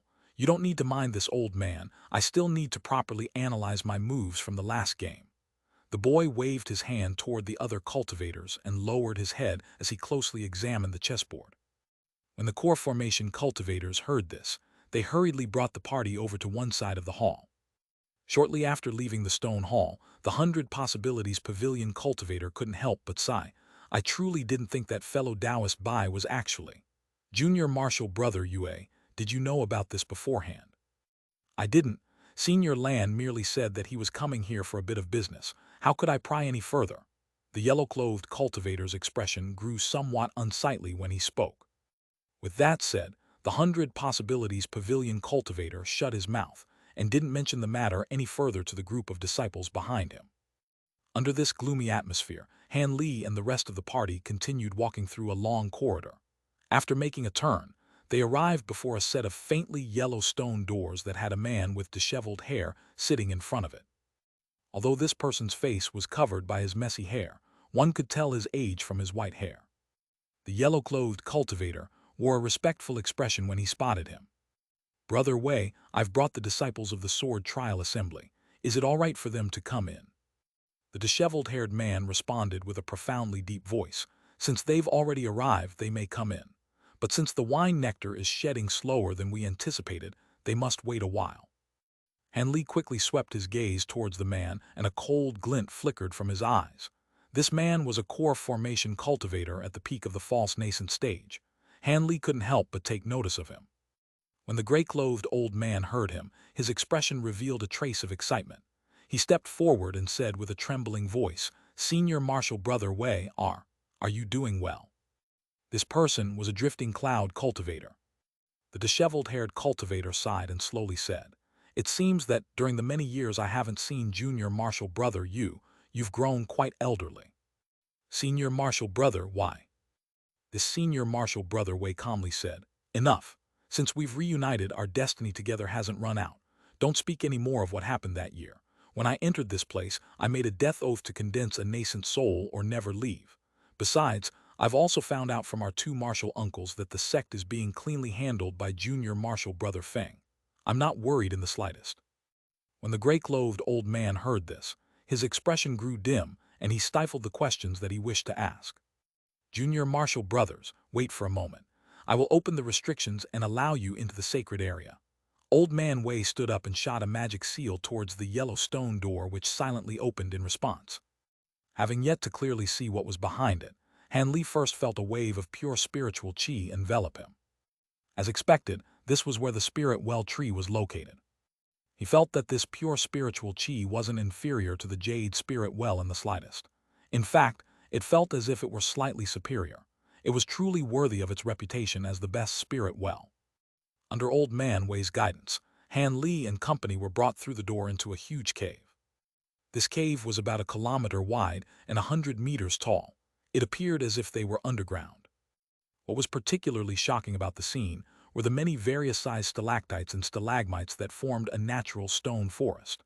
A majority of the cave was densely filled with them, forming a small maze. Under closer examination, Han Li discovered faint white lights twinkling from between the stone pillars. It seemed as if someone had placed some sort of restriction there. As Han Li continued to ponder, Old Man Wei led the party to the edge of the stone forest and took out an ancient, palm-sized white mirror with a flip of his hand. Then, with a quick mutter, he raised his hand and shot a white beam of light from the mirror into the stone forest. With a whoosh, the beam of light disappeared into the stone forest. He soon put the mirror away and wordlessly stood in place with his hands behind his back. While the young cultivators were left confused, the ground suddenly trembled, and a shocking scene occurred. The forest of stone began to glow with a milky white sparkling light. Soon after, the light turned yellow and the various stone pillars began to move away. By the time the young disciples recovered from their shock, a straight path through the stone forest had emerged. Han Li's heart stirred upon seeing this, but his expression remained calm. The many cultivators walked down the small path and headed towards the center of the stone forest at a leisurely pace, eventually reaching the legendary spirit well tree at the center. Han Li glanced at the 10-meter-tall object in front of him and thought, is that truly the spirit well tree? The object in front of him was as thick as an arm and a faint green. It appeared entirely unlike a tree and more like a pillar of stone. However, the entirety of the cave's astonishing spiritual chi was truly coming from this bumpy stone pillar, and there was a faint golden barrier of light around it that covered even the roots that emerged above the ground. From how carefully it was protected, it appeared to truly be the spirit well tree. As Han Li silently cursed, the other cultivators wore fiery expressions as they gazed at the tree. If they were to directly cultivate underneath the tree, they would be able to make rapid progress so long as they avoided any bottlenecks. Han Li didn't pay attention to the spirit well tree for long. His attention soon dropped onto the jade bottle at the foot of the spirit well tree. The bottle was about halfway full and slowly emitted a strong medicinal aroma. Han Li mused, could that be the half-refined brightsite water? When the others arrived 10 meters away from the spirit well tree, they stopped. Only Old Man Wei continued to walk forward. It seemed the barrier had no effect on him as he managed to pass through without obstruction. When the old man arrived in front of the spirit well tree, he circled around it and raised his hand, pressing it against the center of the tree. His fingers then began to sparkle with green light as he released spiritual power. When the others outside the barrier saw this, they couldn't help but hold their breath, fearing that they would disturb the old man. A short moment later, Old Man Wei shook his head and withdrew his hand. The green light promptly faded away. The old man turned around and calmly said, the spirit well tree hasn't reached the optimal point to extract the wine nectar. There are still 8 hours to go. Before this, you may rest nearby the tree. I have already prepared the brightsite water. It only needs the wine nectar to finish. Then we'll do as Brother Wei says. The two core formation cultivators nodded their heads. The old man surnamed Yu appeared particularly obedient. As for Han Li and company, they each sat around the stone tree under the instructions of the core formation cultivators and began to cultivate. Old Man Wei then lowered his body and grabbed onto the jade bottle by the spirit well tree, casually tossing it into his sleeve. The faint light barrier then suddenly released a blinding light and prevented anyone from clearly seeing what was happening within. Han Li frowned, seeing that the others were indifferent to the scene, and began to speak with Silvermoon. Silvermoon slowly said, Brother Han, why have you called for me? Han Li insipidly responded, your earth movement techniques are superb. Would you be able to secretly enter the light barrier? I only need to acquire the root of the spirit well tree and take it back to me. Brother Han, please wait a moment. I will make an attempt in my tool spirit form. Once that was said, Silvermoon materialized as a fist-sized wolf and secretly bore into the earth underneath Han Li. Han Li closed his eyes with an unchanged expression and sunk into a meditative state. Han Li then suddenly raised his brows and narrowly opened his eyes as his gaze dropped onto Du Dong. Sitting at the corner to the group, he motionlessly drooped his head down with his hands forming an incantation gesture, appearing as if he was in cultivation. When Han Li saw this, he smirked and inwardly scoffed at him. The others didn't perceive of Du Dong's small movements, but Han Li had already detected his every movement. He had earlier spread out his spiritual sense to observe his surroundings in case of contingencies. Although Du Dong appeared to be meditating, his lips trembled. He was clearly speaking through voice transmission to his conspirator in the room. Fearing that he would alarm Dongdu, Han Li didn't forcefully eavesdrop. Instead, he swept his spiritual sense for any hidden cultivators and ended up finding nothing out of the ordinary. Han Li's mind quickly stirred and his gaze swept past several people. For a while, he was unable to determine who was the suspect, but Han Li then heard Silvermoon's voice in his mind. Brother Han, the spirit well tree's light barrier reaches underground as well. Although I have a way for forcing through it, I cannot guarantee that it won't disturb the core formation cultivator within the barrier. Should I break through? Silvermoon softly said. Han Li replied without a moment of thought, don't rashly take action. Force will only be used as a last resort. I reckon that in the chaos soon to come, there will be an opportunity to take action. Come back for now. Silvermoon obeyed and silently returned into Han Li's body. He then closed his eyes and did nothing else apart from taking note of Du Dong's actions. After an unknown time has passed, Du Dong ceased speaking and he raised his hand, glancing around with a strange expression. Han Li's heart trembled. Just as he wondered whether or not he was about to take action, Du Dong unexpectedly lowered his head once more. Nothing had occurred, leaving Han Li baffled.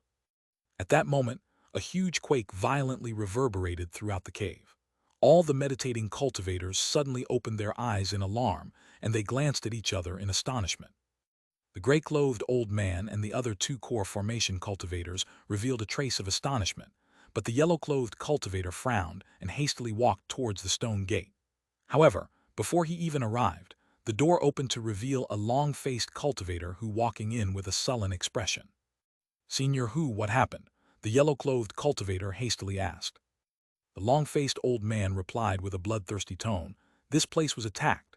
A group of concealed cultivators attacked the spell formation outside the valley. Not only are they core formation cultivators, but there also seems to be a nascent soul eccentric among them.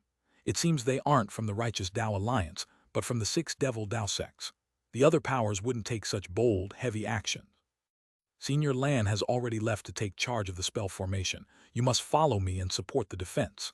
Leave behind Senior Marshal Brother Wei. As for these disciples, postpone the matter of the Brightsite water for now. Fellow Taoist Yue, bring these disciples to a safe room. Senior Marshal Brother Wei, if anyone dares to enter the cave during this time, kill them without hesitation. Old Man Wei calmly replied, I understand. Brother Hu, go ahead and take them. I'll stand guard here. When the long-faced old man heard this, he nodded his head with a relaxed expression and immediately brought the gray-clothed old man and the middle-aged man out. The yellow-clothed cultivator ran to Han Li and the disciples, ordering, you heard him. The eye cleansing is postponed. I will lead you to a safe room. He then turned around and left the cave in large strides. The young cultivators didn't dare to delay and hastily followed after him. Han Li calmly followed after them and inwardly sneered upon seeing Du Dong sincerely follow them out of the cave without taking any action. Du Dong had acted calmly until now and didn't reveal the slightest worry. Han Li found this particularly suspicious. This occurred at far too perfect a time for Du Dong to be uninvolved. A short moment later, the 10 disciples followed the yellow-robed cultivator west and entered a large stone room. After giving them several orders, he departed, clearly heading towards the battle above. At that moment, a large eruption occurred in the distance, causing the ground to violently tremble. It seemed to be a result of the bitter fighting outside. Seeing that the yellow-clothed cultivators departed, the disciples began to gather together into their own sects and whisper. Han Li, Du Dong, Mu Paling, and Sun Hu stood together. Sun Hu sighed and vented, I truly didn't expect that the ancient sword sect's martial Uncle Bai was a righteous Tao spy.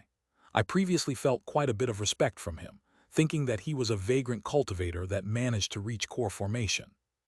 Mu Paling coldly glanced at the youth and emotionlessly said, Junior Marshal Brother Sun, did you truly believe that a vagrant cultivator would be able to form a core so easily? Without the support from a large supporter, how could someone possibly acquire the ability to enter core formation? However, Junior Marshal Brother Sun is a genuine vagrant cultivator that has already been scouted by many clans. Would it not be better for Junior Marshal Brother Sun to join one of them for greater assistance in the future? The determined youth wryly laughed and boldly said, I'm still unconvinced that I must join a cultivation clan to form a core. I still feel it beneath my dignity to join one. His gaze then unconsciously wandered onto the woman's beautiful face and revealed a trace of passion. However, Mu Paling seemed unaware of this and didn't continue speaking. Dudong then suddenly said, "However, Martial Uncle Bai does seem to be a pitiful individual." Mu Paling bright eyes glanced at the large man in surprise. Sun Hua was also surprised by his words and wore an expression of doubt, asking, "Pitiful? Martial nephew Du, what do you mean?" Dudong smiled in his ordinary, simple manner and paid them no heed. His gaze then turned to Han Li and he mysteriously said, "Junior Martial Brother Han, do you think my words make sense?" Han Li didn't reveal the slightest surprise that Dudong turned the conversation towards him and indifferently replied, "No, I don't know much of Martial Uncle Bai. I'm afraid I can't say." "Is that so? However, I feel that." Just as Dudong thought to say something further, Sun Huo angrily rebuked him for ignoring him. "Martial nephew Du, you are far too imprudent. Did you not hear my words?" A cold glint flickered from Dudong's eyes as he glanced at the youth. With a sinister expression he said, "Why are you speaking so loudly? I heard you, but I have no interest in replying to such rubbish." "What you?" Mu Paling discovered something was amiss and her face grew sullen. With her hand on her storage pouch she icily asked, "Just who are you?" The other disciples noticed that something was odd and couldn't help but look at them with astonishment. A man's voice suddenly echoed from outside the room. He's a direct bloodline disciple of the Devil Dao's Thousand Illusions sect. I hope that answer is to your satisfaction." Bang, the doors were shattered open. The sect disciples were each greatly shocked, and they hastily took out this magic tools with vigilance. However, a familiar man had emerged beyond the shattered door. Martial Uncle Bai, an ancient sword sect disciple, couldn't help but shout out upon seeing him. His expression soon changed and his face was filled with disbelief. When the others' disciples saw this azure-robed cultivator appear before them, they were at a loss. They had clearly seen him restrained not long ago, but yet he still appeared here. And from his lively spirits, it appeared as if his magic power wasn't restricted in the slightest. Dudong didn't appear surprised by Cultivator Bai's appearance in the least and coldly asked him, "Why did you arrive so late? Any longer and we would have taken action first." Cultivator Bai bluntly replied, "Humph, you don't know how fearsome that old eccentric sword thread is. Although I had prepared for it, it had restrained me at the time. If it weren't for your continuous guarantees that he wouldn't have dared to take my life, did you think I would have cooperated with your side?" We didn't expect that the old eccentric would personally come. However, it had gone mostly as expected. Martial Uncle Feng and Senior Qin should have bought us enough time. After hearing their conversation, the other disciples knew that things were far from good. One of the ancient sword sect disciples was particularly quick to react and immediately flew off on his magic tool towards the door in an attempt to escape. But as soon as this disciple flew by Cultivator Bai's side, a sinister expression appeared from his face, and a dazzling white light flashed. With a miserable scream, the disciple and the sword were split into two. With a clang, the corpse fell onto the ground. In the instant the disciple was slain, the other cultivators' faces grew deathly pale. They began to release each of their defensive magic tools as they stared at Cultivator Bai. For a moment, no one dared to move. Mu Paling's expression greatly changed, and she stepped away from Dudong, releasing her own ribbon magic tool around her. As for Sun Huo, he had recoiled at the sight of this incisive strike and grimaced as his gaze flickered between Cultivator Bai and Dudong. Han Li silently slipped to a corner of the room, and his gaze continuously swept around. It was unknown what is going through his mind. At that moment, an imposing aura suddenly swelled from Dudong. With lines of black talisman characters appearing on his neck, black light suddenly surged from his body as he underwent a sudden transformation. He grew to 2 meters in height, his appearance became malevolent, and his cultivation surged to mid-core formation stage. When Cultivator Bai saw Dudong's astonishing transformation, he couldn't help but laugh. Very nice. If the Thousand Illusions sect were to say they were ranked second in concealment techniques in the Heavenly South, none would dare to proclaim themselves as first. The Greater Sifting Mirage technique is truly worthy of being your sect's signature technique. Humph, the transformed Dudong merely snorted. He then gloomily swept past the crowd and his eyes stopped on Han Li. A malicious expression flickered from his face. Whoosh! The cultivators in the room only caught sight of the Dudong disappearing a blur before reappearing beside Han Li. With a wave of his hand, Han Li's light barrier was shattered in an instant, and his hand pierced into Han Li's chest like a bolt of lightning. He then withdrew his hand with a bloody heart in his grasp. Han Li's corpse fell onto the floor. When the other disciples saw this bloody scene, they shouted out in alarm, believing that they would be next to fall. Their hearts were all struck with terror. The transformed Dudong revealed a strange expression, as if in disbelief that Han Li had died so easily. He frowned for a moment and glanced at his hand. From the warm and bloody heart on his hand, it appeared he had truly killed him. The scholarly man grew alarmed at Dudong's sudden attack, and he furiously shouted, "What are you doing? You can't kill these disciples. A few of them have influence. One of them is even a close descendant of eccentric heaven-venge. Don't attack them as you please." Dudong indifferently snorted, "If you can kill one, then so can I. Besides, given how odd that youngster was, it was better to take the initiative to deal with him. Also, this person definitely was an eccentric heaven-venge's descendant. He entered the sect the same time I did." Soon after, he tossed the heart onto the ground. The scholar's expression relaxed and he gravely said, "So long as you realize this, that's fine. Although I don't know whether or not eccentric heaven-venge's descendant is male or female, nor do I know what sect they entered. The sect should have given consideration to eccentric heaven-venge's might and should have allowed them to enter the top 10 disciples so that they may use the brightsite water. It would be a great inconvenience if they actually died. As for the person I killed, I was well aware of his background, and he definitely wasn't the eccentric's descendant. Fine, I'll refrain from killing the others as I wish. However, you can't have them casually stir up trouble. I'll have to properly knock them out for the time being." With that said, Dudong began to twirl in place, and black radiance suddenly enveloped the entire room. The other cultivators felt somewhat relieved by their words, but a black radiance instantly rendered them unconscious as soon as it reached them. The scholarly man nodded his head with satisfaction. "Let's go. We can't delay here for too long." "All right." With those curt words, they immediately walked out the room in large stride. But when Dudong walked out, he felt somewhat uneasy and unconsciously glanced down at the heartless corpse. Han Li was lying in a pool of his own blood, dead as could be. Dudong couldn't help but scoff, feeling that he was overly suspicious, and he followed after the scholarly man with peace of mind. Once the two departed, the room grew deathly quiet.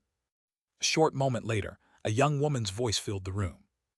"Brother Han, my fox-enrapturing arts must surely be above that of the greater sifting mirage technique. That man's cultivation wasn't weak, but he couldn't tell whether or not he truly killed someone. Truly laughable." Soon after that was said, Han Li's bloody corpse began to shine with faint white light. Eventually, that light turned silver and concentrated into a foot-long, snow-white fox. Han Li's voice began to slowly speak from a meter behind the white fox. "It truly is impressive. I find it odd how a wolf like you can be so proficient in fox techniques. However, this might also have to do with their weaker cultivation. Were they late core formation cultivators, it might have been difficult to fool them. As for the greater sifting mirage technique, I must admit it is outstanding. I was incapable of telling his true cultivation while he concealed himself." With a flash of yellow light, he walked out from the stone wall with a wolf-headed jade scepter in his hand. At an unknown time, Han Li stealthily entered the wall and had Silvermoon stand in for Han Li through an illusion technique. Although she couldn't maintain the transformed body for long, it was more than enough to fool the two core formation cultivators for the time being. Silvermoon was unconvinced and she curled her lips. Is this technique truly that amazing? Was Brother Han simply not mistaken? Han Li casually replied, "With the great development technique, my spiritual sense is on par with that of a nascent soul cultivator. Yet, I was still unable to discover anything amiss from him. It could very well be the top concealment technique in the entire world, let alone the heavenly south." Silvermoon tilted her small head, but she didn't rebut him. Han Li walked towards the center of the room and gazed at those lying on the ground, noticing that they were all unconscious. His eyes then fell onto the black-robed youth, Mengdai. Silvermoon seemed to guess what Han Li thought, and she jumped onto the youth and snatched the storage pouch from his waist. She then obediently jumped back to Han Li's side and delivered it to him. Han Li accepted it with a faint smile and swept his spiritual sense into it. After taking the jade box containing the spirit-tempering pill, he carelessly tossed the pouch onto the youth's body. Since this item held little use towards youth at this cultivation, Han Li happily accepted it. After putting away the jade box, he rubbed his chin and said, "Let's go. Those two should have already arrived at the Spirit Well Tree's cave. Let's go and take a look." After Silvermoon jumped into his sleeve, he flew out the room in a streak of azure light. At that moment, there were continuous explosions occurring from the outside. When Han Li heard them, A trace of doubt momentarily appeared on his face, but he soon ignored the sounds. When Han Li arrived at the cave, the stone gate was wide open and was void of restrictions. There were also shouts of furious alarm faintly coming from the inside. Dudong furiously shouted, "Brother Wei, what do you mean? How can you suddenly betray us when matters have reached this far? Could it be that you've forgotten the great kindness the sect master bestowed upon you? Or have you forgotten how you were a disciple of the heavenly fiend sect after staying at the drifting cloud sect for so many years?" Han Li's heart stirred upon hearing this. But before he could further listen on their conversation, his expression suddenly changed, and he disappeared from his original location. A group of 8 high-grade cultivators suddenly entered the cave. Shockingly, there was even a nascent soul cultivator amongst them. These cultivators all concealed themselves into the earth with a barrier of yellow light as if in preparation of an ambush. As a result, the 3 that were already in the hall remained ignorant of them. Han Li then snuck in after them and stood at a far corner, observing everything in silence. These underground cultivators were all familiar to Han Li. They were the group of cultivators that should have been defending the formation from the outside. Even the boy nascent soul cultivator surnamed Lan was among them. Han Li's spiritual sense easily penetrated the light barriers of these cultivators, discovering the core formation cultivators that he had seen along the way, along with cultivator Bai's Dao companion, who was now deathly pale. The woman was also carrying an unconscious man in her arms, the long-faced old man surnamed Hu. Han Li felt his breath turn cold upon seeing them. At the same time, doubt began to well in his heart. The explosions outside had yet to stop, as if there were still a battle occurring outside. However, there wasn't actually a battle to destroy the formation. It was all a trap. At that moment, the disheveled-haired old man slowly spoke from within the golden light barrier. "I know that the righteous and devil Dao had discovered an ancient profound goddess's palm near the Mulan Plains. Although this tree has long shriveled, so long as it is fed with the wine nectar of the spirit well tree, it will flourish once more and regain life. As a result, we've infiltrated the 3 sects many years ago as disciples in a reckless attempt to acquire it. At the time, we had even abandoned our plans to topple the 3 sects. And now even the young master of the 1,000 Illusion sect braved danger to infiltrate here as fellow Taoists, due to give orders for the righteous and devil Dao to cooperate." The scholarly man sneered and said, "What? Has Brother Wei grown fond of this place in the 100 years he had stayed here?" The disheveled-haired old man emotionlessly said, "Of course not, but I have developed a bit of attachment towards this place, having spent so many years here. After all, to be human is to feel. In these long years, Elder Yun of the Drifting Cloud sect treated me as if I were kin.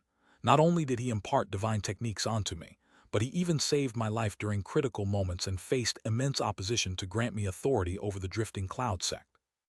I am incapable of ignoring such kindness. I cannot allow you two to take the spirit well tree away." Dudong smiled instead of growing angry. He sinisterly threatened, "Good, good. Brother Wei must mean to act as a genuine Drifting Cloud sect elder. However, you forget what will happen if we were to speak the truth and reveal your true identity as a spy for the Heavenly Fiend sect. Do you think you'll be able to freely remain?" The disheveled-haired old man calmly replied, "I don't need your reminder. I am perfectly aware. Why do you think I am restrained here? I've long gathered suspicion from the 2 martial uncles. There is merely a lack of concrete evidence. That is why I was forcefully removed from power in the sect and was trapped in this confined place. Of course, I've also received much kindness from the Heavenly Fiend sect. Since fellow Taoist Du has shown me the sect master Zai's token, I can give you a bit of the wine nectar even though I can't allow you to take away the tree. This should be enough to repay the past kindness of the Heavenly Fiend sect." "What, you will only give us the wine nectar, Dudong's expression relaxed and he interrupted the scholarly man, "Fine, just give us the wine nectar. With that in hand, we won't need the spirit well tree. After all, our righteous and devil Dao sects possess countless treasures. Although we may not have something like the spirit well tree, we have plenty other types of spirit wells." When Cultivator Bai heard this, he glanced at Dudong in surprise, but after a moment more of thought, he remained silent.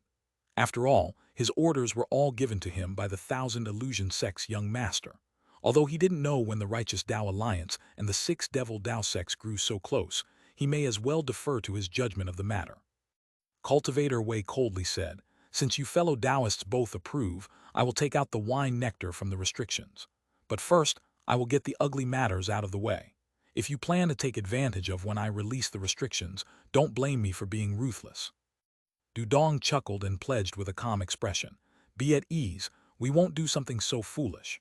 After all, this spirit well tree is a trivial affair compared to the profound goddess palm." The old man then nodded, and took out a small white bottle from his storage pouch. "Prepare to—" "Prepare what?" "To give our three sects' most precious asset to our enemies." Before the disheveled-haired old man could finish, 10 sword threads shot out from below the ground in a flash of red light, tightly tying him down. At that same moment, yellow light flashed from the direction of the cave's entrance, revealing the previously hidden cultivators. They unwaveringly approached Dudong and Cultivator Bai. When Cultivator Bai and Dudong saw this, their expressions greatly changed. At that moment, the boy surnamed Lan appeared behind the restrained Cultivator Wei. The boy stared at the two with an icy expression and said, "Good, very good. Us old men long knew that the righteous and devilish Tao had embedded many spies within our ranks, and since we didn't have any concrete evidence towards you, we couldn't cleanly dispose of you. After all, it would be extremely costly if we were to wrongfully kill a core formation cultivator.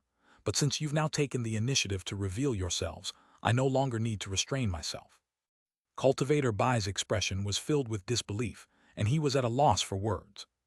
As for Dudong, he managed to force a smile despite his pale complexion and asked, "Lan, why are you here, outside?"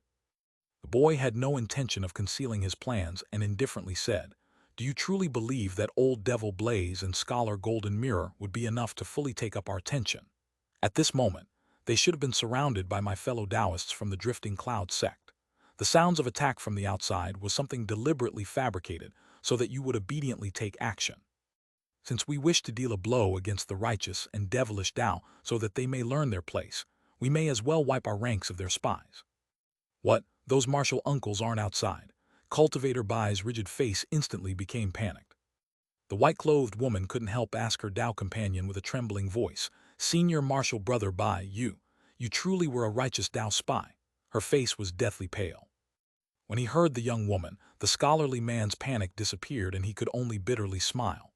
He opened his mouth to speak, but he couldn't utter any words.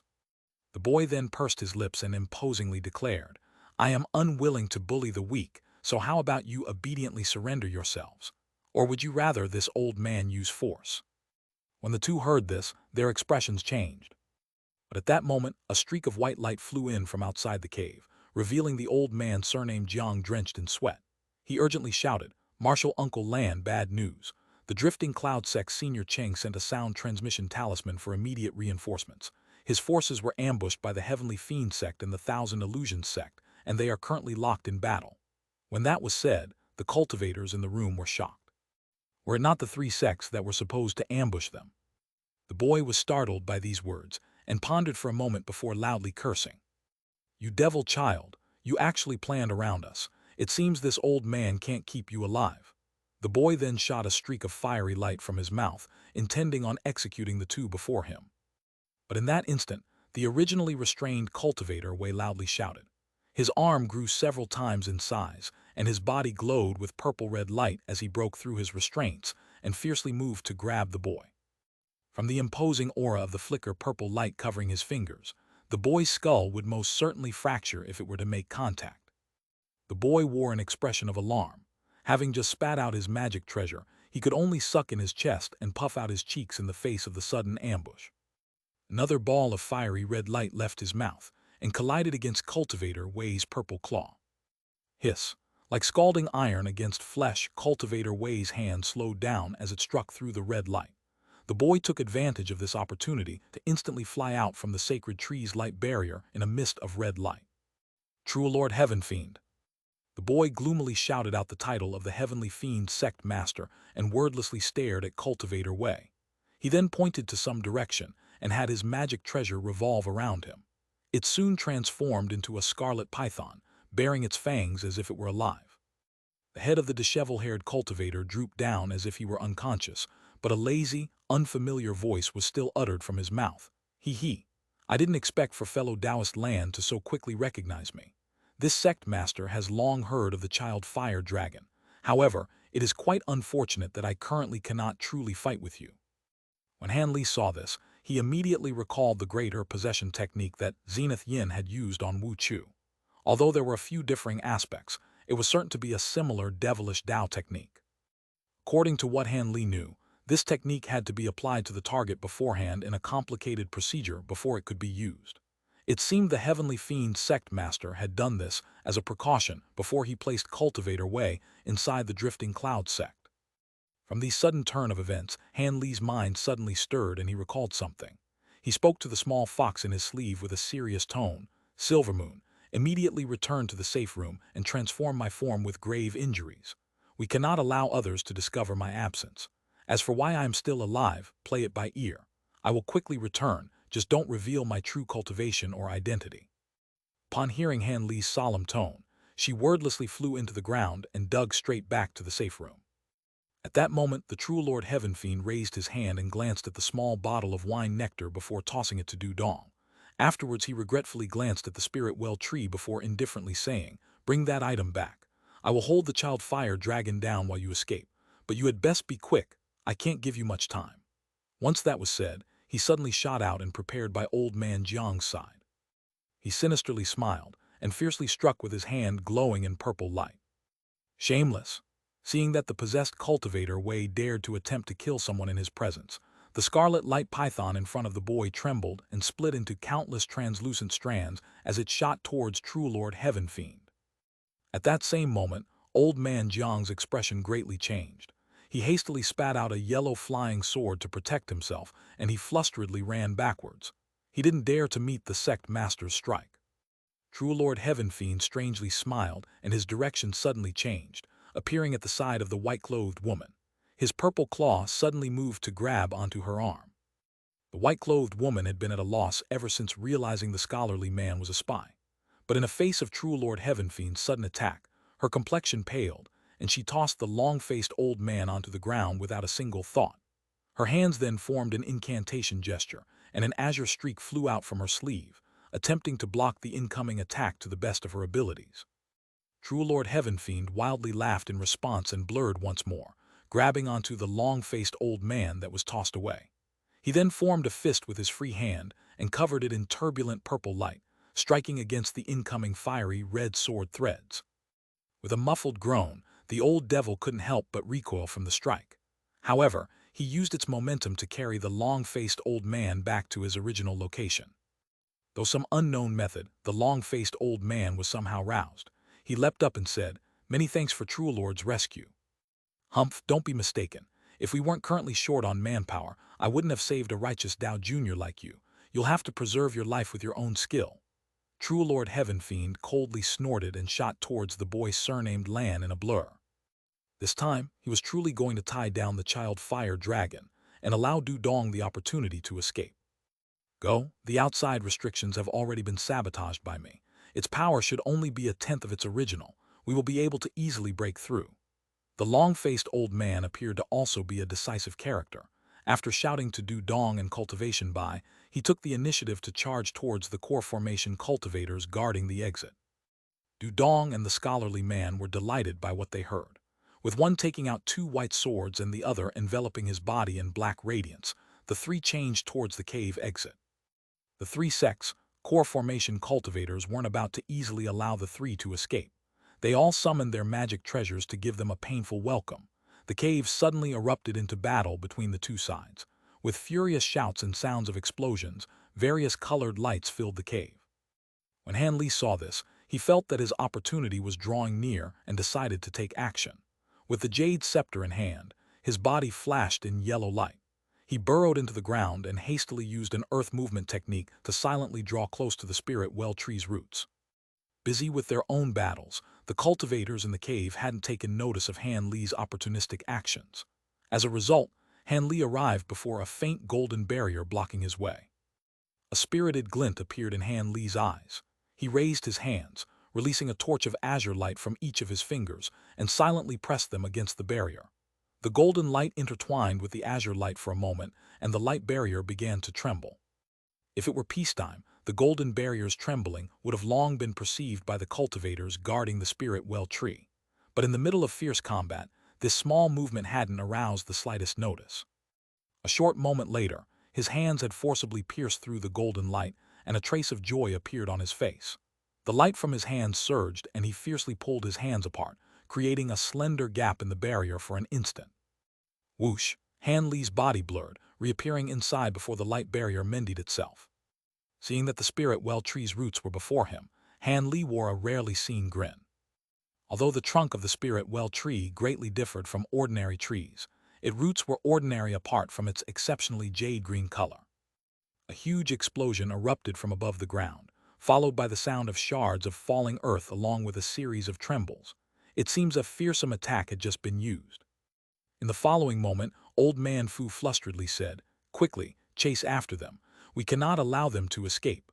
The sound of rustling wind was followed by True Lord Heaven Fiend's hearty laughter. "Fellow Taoist Lan, how is the power of my purple deep-screen arts? Although I had to use up this body's blood essence, I was able to easily tie you down for the time being. Old Devil Heavenfield, do you not care for your disciple? Even if your disciple survives, his cultivation will be mostly destroyed." Although the boy's voice was detached and emotionless, Han Li could hear a trace of anger in his words.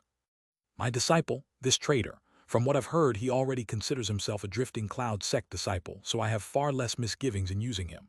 Huh, old ghost Lan, where do you think you're going?" True Lord Heavenfiend's voice was extremely calm as he said this, but his voice suddenly shouted out in alarm. "Humph, I have no interest in tangling down with your incarnation. Those devil children cannot be allowed to take a wine nectar out from our Dreamcloud Mountains." The boy's voice grew more distant as if he had already left the cave. "As if I'd so easily allow you to leave," True Lord Heavenfiend shouted as if chasing after him. In an instant, there was no one else left behind in the cave apart from Han Li. He grew completely at ease, no longer hesitating to take action. He extended one of his fingers, shot out a sparkling beam of light. With a spark, a small portion of the root was easily cut through, causing a white liquid to overflow from the opening, filling the air with a fragrant aroma. Han Li paid no notice to the white liquid spilling out. With his body shining with yellow light, he directly grasped onto the root segment and climbed to the surface. He swept his gaze past the barrier and spotted a 10-meter large hole in the cave with sparkling rocks that were scattered all around. It seems this True Lord Heavenfiend had completely broken through the restrictions of the resilient cave walls through a single strike. This impressive display of skill should have given Du Dong and the others the opportunity to escape. Han Li hurried after seeing this. He took out a finely carved jade box from his storage pouch and carefully placed the root segment into the box. After putting it away with a heavy expression, Han Li revealed satisfaction, but something soon came to mind. He may have acquired the spirit well tree's root, but he had still yet to acquire the refinement formula for the Brightsight water and the spirit tempering pill. Although that True Lord Heavenfiend managed to possess the body of the disheveled-haired old man, the body couldn't endure his techniques for long. He would certainly be defeated by the boy before long. With flashes of light flickering from Han Li's hands as he stood next to the barrier of light, his expression suddenly stirred. With a trace of astonishment on his face, he frowned and walked around to the back of the spirit well tree. There was a yellow prayer mat and a foot-wide stone platform. The stone platform had a jade slip on top of it that was glistening with a faint green light. Han Li swept his spiritual sense past the several items and discovered that there were no hidden restrictions on the items. He raised his hand and shot an azure mist from his palm, sweeping the jade slip into his grasp. Han Li gazed at the jade slip and remained still as he began to read through the contents of the jade slip with his spiritual sense. A short moment later, Han Li withdrew his spiritual sense from the jade slip with a bewildered expression. It contained the records of the disheveled-haired cultivator's techniques and a few pill refinement insights. The refinement formula for the spirit tempering pill and the Brightsight water were astonishingly among them. With the jade slip in hand, Han Li's mind grew vacant. Could it be that disheveled-haired cultivator had felt his lifespan coming to an end and had prepared this jade slip? From how the jade slip had been hidden behind the spirit well tree, it seemed he had left it behind for a drifting cloud sect cultivator. Could this action hold some sort of meaning? Han Li pondered a moment more while glancing at the jade slip. He then fetched a white jade slip from his storage pouch and quickly copied over the contents. At Han Li's current cultivation, replicating a jade slip took only a moment's worth of effort.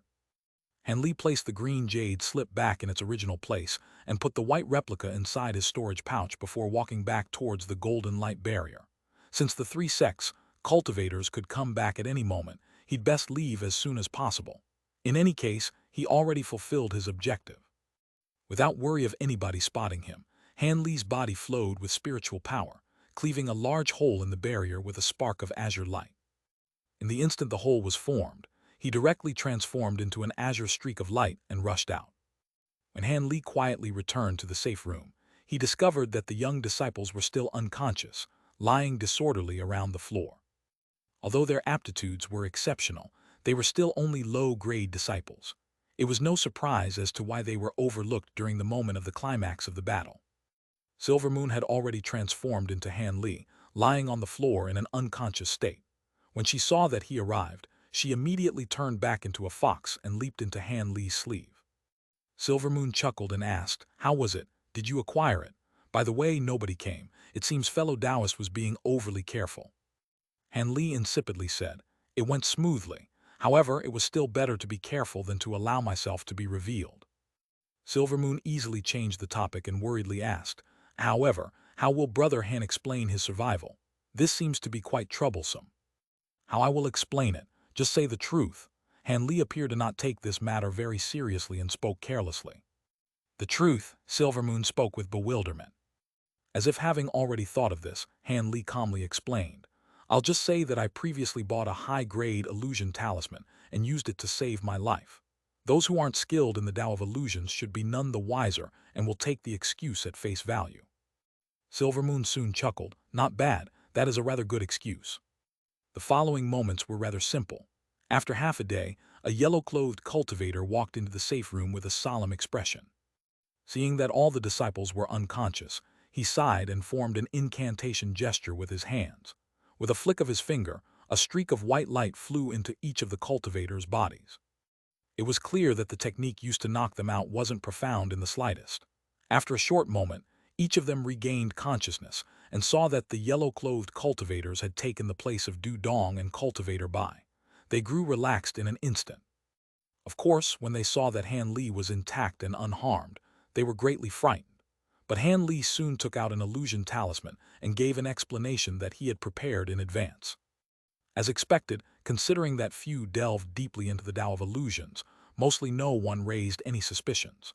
As for the yellow-clothed cultivator, he merely glanced at Han Li in surprise and didn't further ask about it. But for Sun Huo and Mu Paling, they both wore a trace of doubt.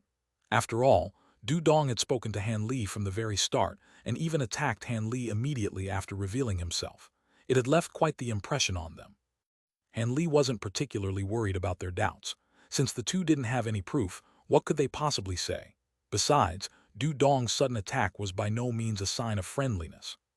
With the absence of the wine nectar and the unknown fate of the disheveled-haired cultivator to refine the Brightsate water, the matter of the Brightsate water had dissolved. As a result, the upper echelon of the three sects hurriedly announced the conclusion of the sword trial assembly, only giving a magic tool to each of the final 10 as compensation. The three sects then returned back to their own sects without any intention of traveling together with each other's groups. Seeing that their core formation seniors wore such solemn and anxious faces, even an idiot would know that something drastic had happened, while the 10 finalists were left unconscious. Although the low-grade disciples were unsatisfied and gloomy, they could only obediently return to their sects. Once Han Li and the others returned to the Drifting Cloud sect, they were hastily summoned by the sect's higher echelon and were closely questioned on what had happened in the restricted area. After that, they were sent away with unsightly expressions and were ordered to keep silent.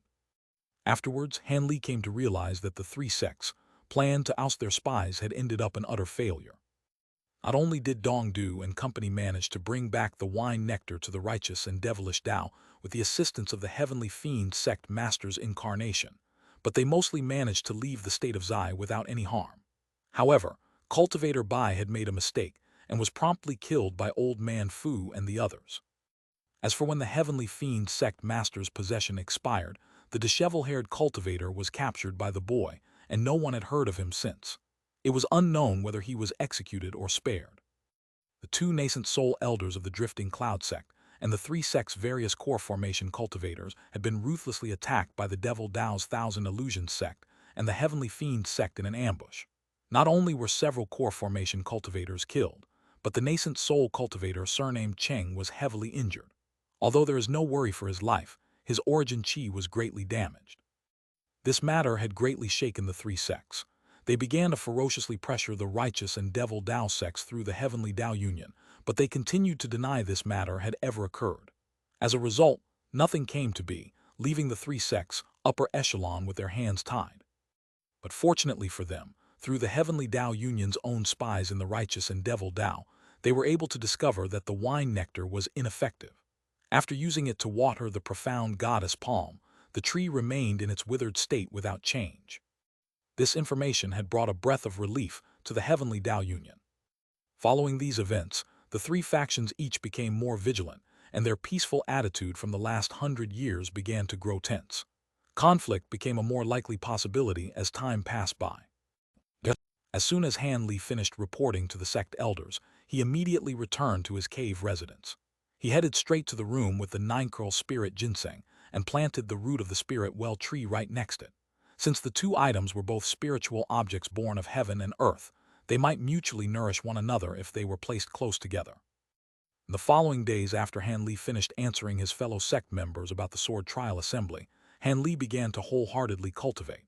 Perhaps due to the influence of the sword trial assembly, he was finally able to break through his bottleneck for the great development technique. Han Li's cultivation then proceeded to advance as he simultaneously cultivated the great development technique and the Azure Essence sword arts, much to his delight. He clearly understood that the reason he was able to cultivate the great development technique in such a smooth manner was most likely due to the soul-nurturing wood beads that he wore around his neck. Ever since he wore the beads around his neck, his spiritual sense had been gradually growing larger regardless of any effort he made to temper it. This had allowed him to rapidly progress in the great development technique in an unobstructed manner, as if he were refilling a pond that had already formed.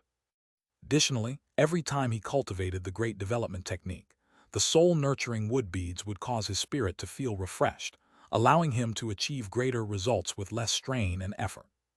During this time, Han Li began to use the green liquid to mature the root of the spirit well tree every few days. As a result of a few short months, a sapling began to shoot out from the root. It appeared it was only a matter of time before it grew as large as the spirit well tree in the restricted area. Han Li reckoned that it would take 20 years of meticulous care. However, he wasn't in a hurry. He would need many years before he could reach false nascent stage. Furthermore, he already had a spirit tempering pill on hand. It didn't matter if it would take any longer. With that thought, Han Li imagined the moment when the black-robed youth looked through his storage pouch, only to astonishingly discover that the spirit tempering pill had disappeared. Han Li couldn't help but find it funny. The most important reason why he had tried so hard to acquire the spirit well tree was for the brightsite water. With his eyes cleansed from the brightsite water, he would gain an immense benefit in battle. Combined with his superior spiritual sense, he would be able to repeatedly decisively strike against his foes' weaknesses. At the same time, it wasn't as if Han Li had given up on practicing pill refinement. He was still making his own preparations to eventually refine the 9-curl spirit ginseng. With this, time slowly passed by between bitter cultivation and pill refinement. During this time, apart from some required social interaction, Han Li didn't take a single step from his cave residence. Amidst crucial moments for his cultivation that required focused seclusion, Han Li sent Silvermoon in his place to deal with the fellow sect members that occasionally paid him a visit. Fortunately, Silvermoon's fox body had made rapid improvements in the wake of large consumptions of medicine pills. Her illusion techniques have become increasingly intricate, revealing not the slightest flaw. As for Mu Paling, she still held her doubts, but after Han Li returned to the Drifting Cloud sect, only to maintain a low profile, her suspicions eventually faded away. She came to merely view Han Li as a completely ordinary chi condensation cultivator. Consequently, Han Li became more at ease for staying at the Drifting Cloud sect. In the blink of an eye, Han Li had spent 20 years at the Drifting Cloud sect as a chi condensation disciple. The day that he was about to condense his nascent soul was just around the corner. Inside the pill refinement room of the Small Mountains Cave residence, a sliver of azure core flame left Han Li's mouth in a continuous stream, wrapping around a silver cauldron that was half a foot wide. Han Li wore a tense expression as light flickered from his entire body. The cauldron rotated as it floated above the center of the room's spell formation. As time slowly passed by, the pill refinement room started to be filled with a medicinal scent. Once Hanli smelled it, he felt his spirits become roused, and his face revealed a trace of joy. When this faint medicinal scent became far more concentrated, a bright light flickered from his eyes. He suddenly formed his hands into an incantation gesture and struck a corner of the spell formation with a spell seal, shouting, "Open." The spell formation released a series of low hums, striking the silver cauldron with intersecting streaks of red radiance. The small cauldron trembled several times before opening its lid, revealing a milk-white medicinal pill inside. The pill was the size of a thumb, and its body was translucent, glimmering with spiritual light. There were also strands of milk-white smoke that floated from around it. It was nearly indistinct, as if it were a sign that the pill was otherworldly. Upon seeing the pill, Han Li was unable to contain his joy. The medicinal pill for the ninth spirit ginseng was finally refined. He had failed several attempts before. If a pill wasn't formed in this attempt, there wouldn't have been enough agate horn and the demon echo grass to make another attempt. As for the most important ingredient, the ninth spirit ginseng, Han Li had no worries about that. It turned out that Han Li didn't have to use its main body to refine the medicine. He merely had to extract some liquid from its body, allowing the ginseng to continue living. Of course, while the spirit ginseng wasn't immediately killed, it suffered great damage to its origin chi.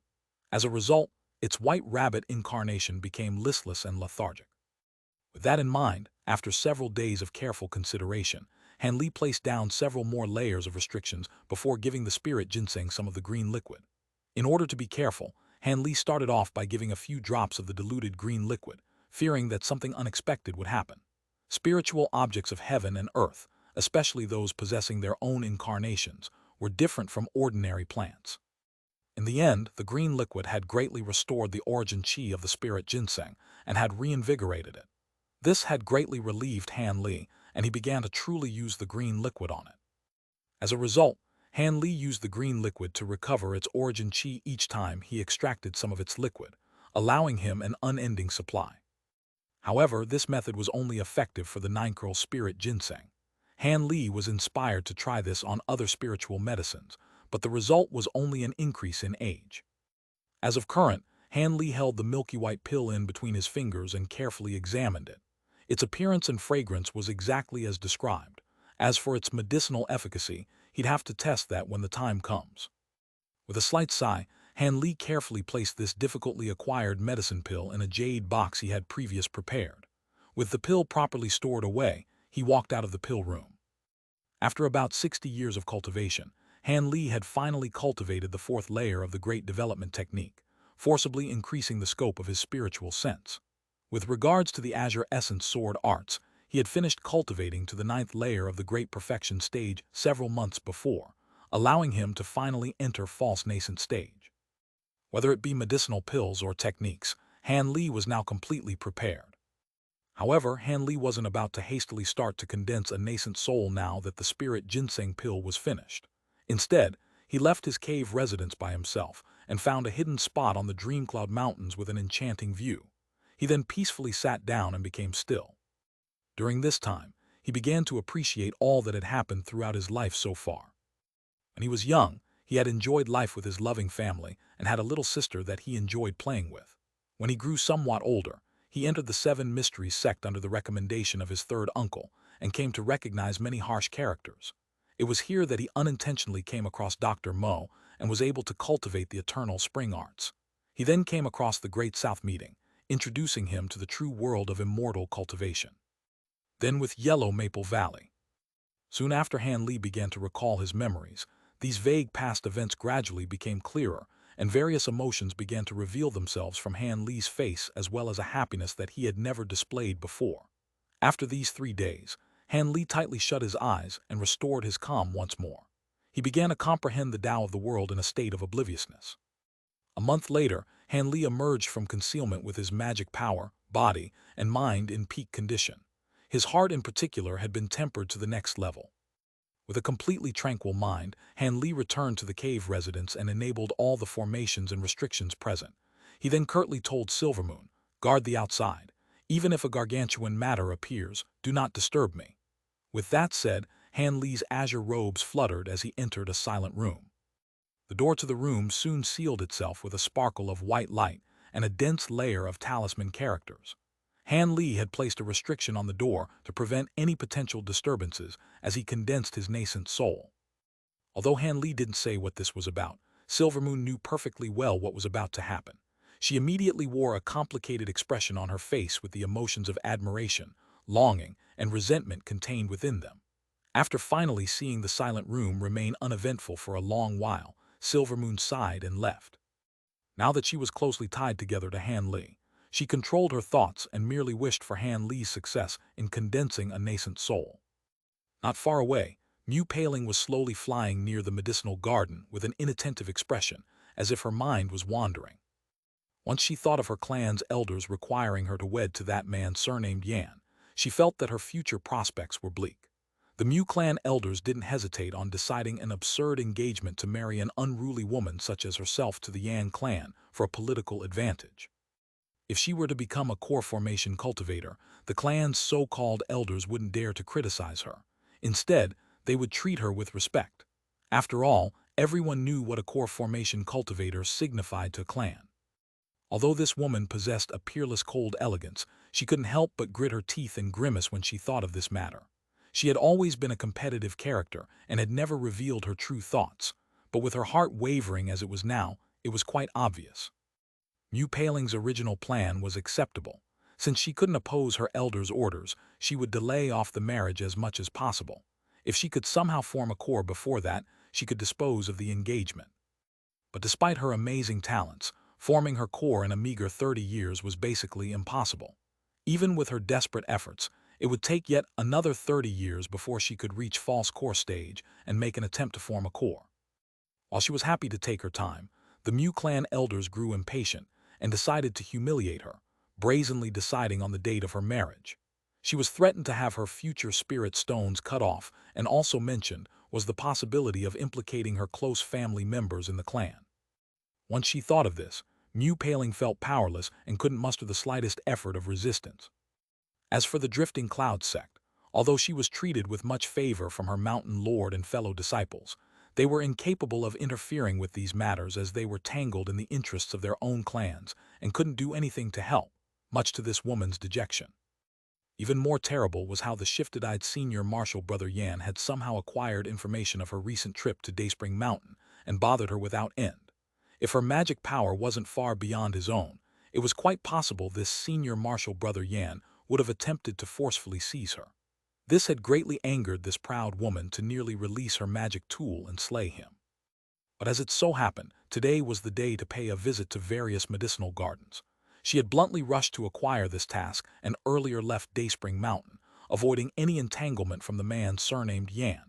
Han Li's medicinal garden would be the third garden she was visiting. Once she thought of Han Li, she felt slightly odd.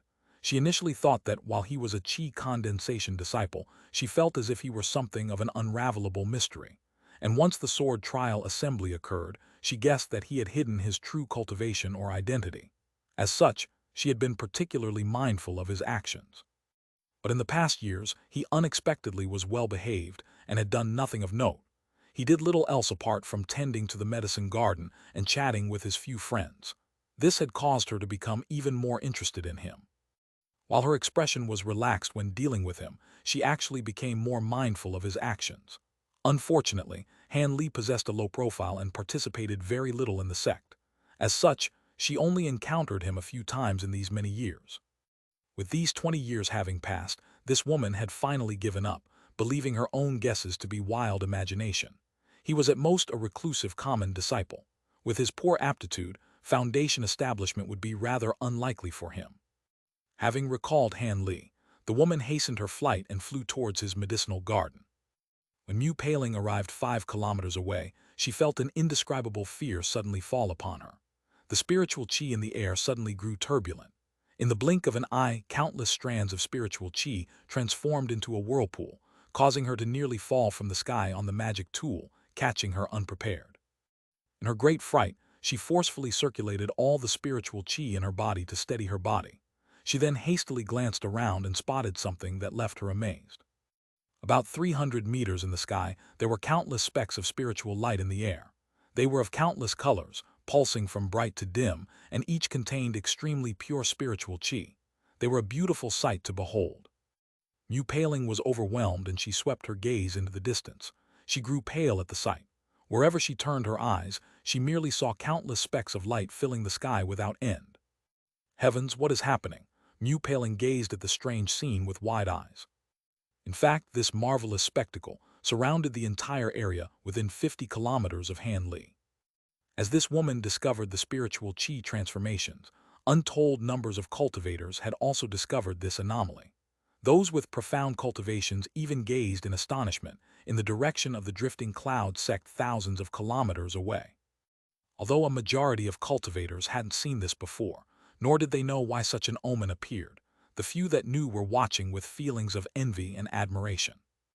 On the main peak of the drifting cloud sect, in a cave residence that was located several thousands of kilometers high, there was a silver-haired old man that was sitting cross-legged. He had an ashen complexion and breathed heavily as if he were gravely ill. But in the instant the spirit lights appeared several hundred kilometers away, his forehead trembled and he opened his eyes in shock, wearing an expression of disbelief. He ceased his cultivation without hesitation and immediately flew out from his cave residence in a streak of white light. A short moment later, the silver-haired old man appeared at the peak of the main mountain, standing on top of a large rock. He solemnly stared in the direction of Han Li's cave residence, and his expression wavered. At that moment, a streak of yellow light came flying from the sky in the direction of the silver-haired old man's cave residence. But when it caught sight of the silver-haired old man already standing outside of his cave residence, it flew towards the top of the mountain. The light faded away to reveal a middle-aged man with a sallow complexion.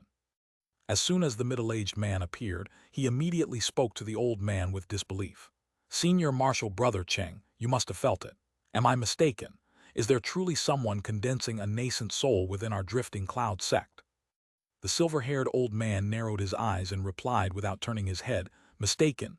Impossible. We've both experienced this before.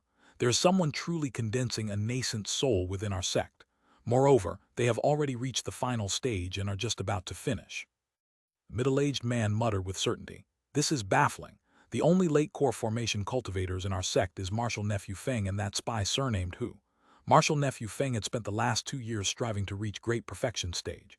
He can't have reached false nascent stage so soon, let alone form a nascent soul. As for the spy from the Heavenly Fiend sect, his cultivation was already wasted and fell several levels. It can't be him." "Humph. Of course we know the cultivations of our martial nephews. Although this person may be condensing a nascent soul in our drifting cloud sect, he isn't necessarily one of our sect members. Perhaps he is a daring character who infiltrated into our sect. After all, the spiritual qi of the Dreamcloud Mountains is rich and abundant, an optimal spot to condense a nascent soul." The middle-aged man frowned and resentfully said, "Senior Marshal Brother, what should we do now? It seems he is about to smoothly condense his nascent soul." "That seems to be the case. We should stay here for now. Although I don't know whether or not they have endured the final stage, we would only disturb them if we were to appear. As for the final stage, Inner Demon Backlash, it could take several months or even several years of internal experience to resolve. But in reality, that time actually only passes by in just a moment. Junior Marshal Brother Liu, could it be that you've forgotten that you experienced backlash during your nascent soul condensation?" The silver-haired man's complexion paled, but his attitude remained calm. "How could I have possibly forgotten? I never want to think of it again. Inner demon backlash causes one's deepest fears to appear in their heart. If it weren't for the spirit-tempering pill I had taken before forming a nascent soul, I would have certainly been unable to make it through the pain." The middle-aged man surnamed Liu couldn't help but shudder. His face grimaced when he recalled the experience. "That's right. This person has yet to endure the final stage and hasn't yet finished a nascent soul. There's no point in talking about how we should deal with him. There's no need to rush. But if he is fortunate enough to enter nascent soul stage, it would be too late to block him. Instead of offending him, wouldn't it be better to just calmly observe him and wait for the outcome? Besides, it isn't necessarily a bad thing if this person were to form a nascent soul in our drifting cloud sect. Perhaps we would be able to befriend him and have him join our sect." The middle-aged man felt his heart stir. "Senior Marshal Brother means to say that this person is a vagrant cultivator." The silver-haired man smiled and turned to the middle-aged man. "Yes, that is most likely to be the case. If he were from a sect or clan, why would he dare to sneak into our drifting cloud mountains to form a nascent soul? It would have been better for him to form a nascent soul under the protection of high-grade cultivators. Did you remember how seriously the sect treated us when we attempted to form our nascent souls? Having recalled previous memories, the middle-aged man couldn't help but chuckle. How could I have forgotten? In the several months it took for me to form a nascent soul, the sect sealed off the mountain and were vigilant of attack. Even a sect-protecting formation was laid down. From what you've said, it does seem that this person is truly a sectless vagrant cultivator. Silver-haired old man slowly said, if this person truly is a vagrant cultivator, we should do our utmost to entice him and not offend him. Since it is much more difficult for a vagrant cultivator to form a nascent soul than a sect cultivator, their abilities must be impressive. They cannot be underestimated. Furthermore, this cultivator isn't burdened by a sect, unlike us. He will have fewer misgivings upon acting on grudges than a cultivator who came from a sect. Is an eccentric heaven-venge an example of this? Is it not because of his profound cultivation and superior abilities that we dare not to easily offend him? Does his ruthless and unbridled actions not inspire fear into many of the sects in the heavenly south region? When the middle-aged man heard this, he silently nodded his head in agreement. Then the old man's eyes lit up and he softly shouted, "It's starting." The middle-aged man was startled, and he hastily sent his spiritual sense into the distance. At that moment, the specks of light surrounding Han Li's cave residence became increasingly numerous and gradually condensed into a single mass of light across the sky. After a short moment, the sky surrounding him by 50 kilometers began to shine with a layer of dense rainbow light. Loud rolls of lightning surged from the mass of light. Soon, it began to quickly concentrate and gather together at its center, Han Li's cave residence. Above the small mountain of Han Li's residence, a half-kilometer-wide sphere of light glistened brilliantly, blinding anyone who dared to look directly at it. Suddenly, a world-shaking boom clapped through the sky, swaying through the entire mountain. At that moment, an azure pillar of light shot towards the sky from the mountain, piercing straight through the sphere of light in the sky. The huge sphere of light immediately became covered in dark clouds, bringing about a storm of lightning and wind. Within this storm, the light began to shrink, but its colorful flashes of light only became more dazzling. The cultivators nearby had already rushed close to the small mountain at its center and were observing this astonishing phenomenon in the sky. They each looked at each other in dismay, not knowing what they should do. Not long after, under the gaze of the astonished bystanders, that huge sphere of light condensed into a translucent, fist-sized ball that contained a fearsome amount of spiritual chi. Those that observed nearby looked on with amazement, not daring to rashly take any action. With a light bang, the translucent ball brightly flashed, surrounding itself in a mist of rainbow light that was 3 meters wide. It quickly flew down and bore into the mountain in an instant. At that same moment, the dark storm clouds up above instantly disappeared, restoring the sky to normal. This sudden change of events left the surrounding cultivators at a loss. In the following moments, a series of dragon-like roars cried from the mountains, shaking the very heavens and earth. A 300-meter-tall silhouette of light then emerged from the mountain. The silhouette sparkled with four-colored light, and its limbs were incredibly thick, but because of the radiance that surrounded it, none were able to clearly see its true features. They were merely left with an impression of immense awe, causing the onlookers to turn their gazes away in deference. But most astonishing of all was when the silhouette nodded its head, sweeping 2 beams of dense light across the cultivators present, causing them to lose their breaths in an instant.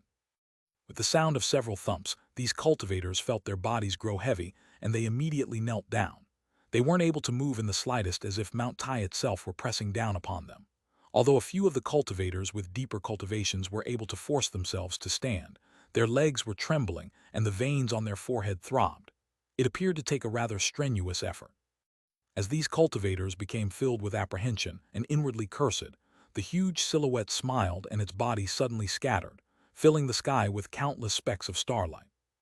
This scene has left the observers dumbstruck. Han Li sat cross-legged at the center of the quiet room with his eyes shut. But at the very top of his head, there was a foot-tall infant that was amusing itself with his hair. This infant had delicate skin, an azure barrier of light surrounding its entire body, and a face entirely like Han Li. However, the happy excitement on its face was entirely different from Han Li's usual calm and taciturn manner. As for Han Li's main body, his complexion was rosy, and his expression was serene as if he were soundly asleep. A short moment later, the infant apparently grew tired from its playing and yawned. With an azure flash of light, It entered through the top of Han Li's head into the body. Han Li's expression then began to stir, and his eyelids trembled. They eventually opened to reveal a hidden warmth contained in his bright, clear gaze. He didn't immediately stand up after awakening. Instead, he wore an expression that contained a trace of wild joy. He extended his palm and began to look across it several times. He then raised his hand and rubbed the top of his head with complete puzzlement. After the time it took to finish a cup of tea, Han Li's excitement eventually faded away from his face, only to be replaced with his usual calm. He swept his gaze past the silent room and stretched himself before eventually standing up. He then extended his finger and shot a beam of azure light towards the stone door. With a flash of light, it silently opened. Having stood guard outside Han Li's room, Silvermoon transformed into the form of a gorgeous young woman upon spotting Han Li. She immediately lowered her head and respectfully saluted him. "Congratulations, Master, on forming your nascent soul." Her careful and deliberate attitude somewhat surprised Han Li. Han Li rubbed his chin and casually said, "Master, it seems that fellow Taoist Silvermoon now truly recognizes me. However, that was to be expected. Before I formed a nascent soul, my cultivation was around the same level as yours. How could you have fully accepted me then?"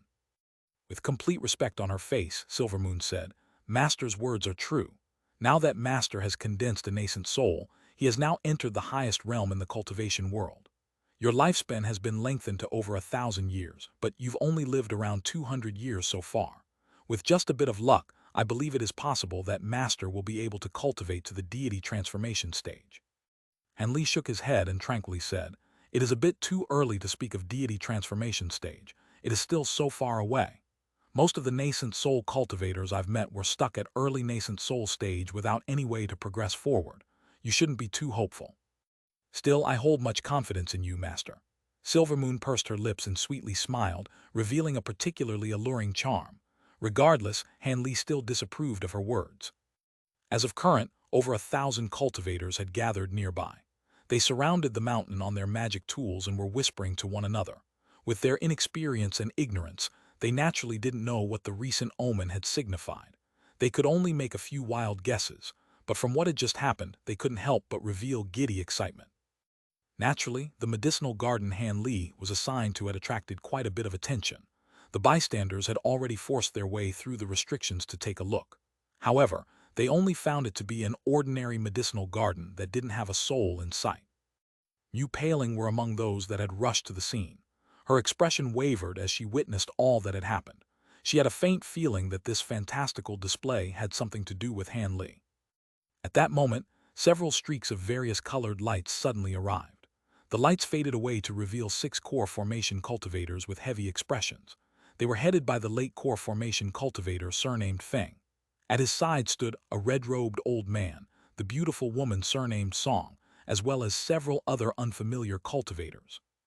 Old man Feng raised his brow at the sight of so many low-grade cultivators and icily said, "All disciples, listen well. The area 5 kilometers away from the mountain has temporarily become a restricted area. If anyone is to violate this, they will be punished severely." When the disciples heard their martial ancestor give his orders, they could only obey despite the great curiosity they all held and promptly departed. A core formation cultivator with an ordinary appearance suddenly sent a sound transmission to Old Man Feng and pointed to the medicine garden down below. The old man's expression stirred and he called out to a woman nearby, "Martial niece Mew, stay behind for now." "As you command, Martial Uncle." The woman was startled for a moment, but she immediately flew before the core formation cultivators with a respectful expression. Old Man Feng's expression relaxed and he said, "Martial niece Mew, I heard you were in charge of this medicine garden." "Yes, this medicine garden is being cared for by a Qi condensation cultivator by the name of Han Li." "Qi condensation disciple, where is he now?" Yu Paling hesitated for a moment before replying, "I do not know. Several senior martial brothers charged into the medicine garden to take a look, but he was nowhere to be found." The red-robed old man's expression stirred and he asked with surprise, "Han Li, was it that external affair disciple that made it to the top 10 in the last sword trial assembly, the 20-year-old youth?" "Martial Uncle Duan is correct. It is that disciple." The woman wasn't surprised that he knew this, given that he had led them to the last sword trial assembly. It was truly odd that an external affair disciple was able to make it into the top 10. Could it be the omen of a nascent soul formation came from him? Old Man Feng muttered to himself with a complicated expression. The other core formation cultivators wore a solemn expression when they heard him. The woman's surnamed Song had a particularly noticeable shift in her expression. The omen of a nascent soul. Could it be this person who formed a nascent soul? While the others had taken it well enough, when Mu Paling heard his ludicrous words, she felt completely shocked. The red-robed cultivator slowly said, "Senior Marshal Feng, from what has happened, it seems this person had already condensed a nascent soul. How should we respond to him? Although they are a newly formed nascent soul cultivator, we are by no means their match. I reckon that the two martial uncles will soon personally come to deal with this matter. As for now, we must avoid all means of angering him." Just as he finished uttering his orders, his expression suddenly replaced and he shouted, "Yi, the martial uncles have already arrived." When the others heard him, they felt relief and turned their heads towards the sky, spotting two glints of light in the distant skies. The glints of light soon turned into a streak of white and yellow light that approached them. When Old Man Feng and company saw this, they immediately separated into two rows and wore a respectful expression. An instant later, the gray-haired old man and the sallow-faced middle-aged man appeared before the core formation cultivators, and the old man indifferently said, "This matter may be passed on to us to deal with. You may do as you wish, but don't remain here." When the others heard this, they each acknowledged him and left the vicinity of the stone mountain. Of course, Mu Paling didn't dare to stay behind and hastily flew off after saluting the two nascent soul ancestors. However, she couldn't help but take one last look at the medicinal garden before she departed. Could it truly be Han Li that had formed a nascent soul? The woman's heart grew turbulent at the thought, and her expression grew vacant. At that moment when Silvermoon was speaking with a relaxed expression, the long-winded and aged voice came from the outside. "Congratulations on fellow Taoist's successful nascent soul formation. I am the Drifting Cloud Sect's Cheng Tiankun. Could my junior martial brother and I enter your residence for a chat?" Han Li momentarily frowned upon hearing the voice transmission. Han Li calmly ordered, "Silvermoon, release the restrictions and have the two Drifting Cloud Sect elders enter. I'll have to speak with them sooner or later. However, do not reveal yourself after releasing the restrictions. While you may be an expert in concealment and illusions as a fox, your demonic chi has no bearing towards nascent soul cultivators." "Yes, master," Silvermoon respectfully replied and walked out with light steps.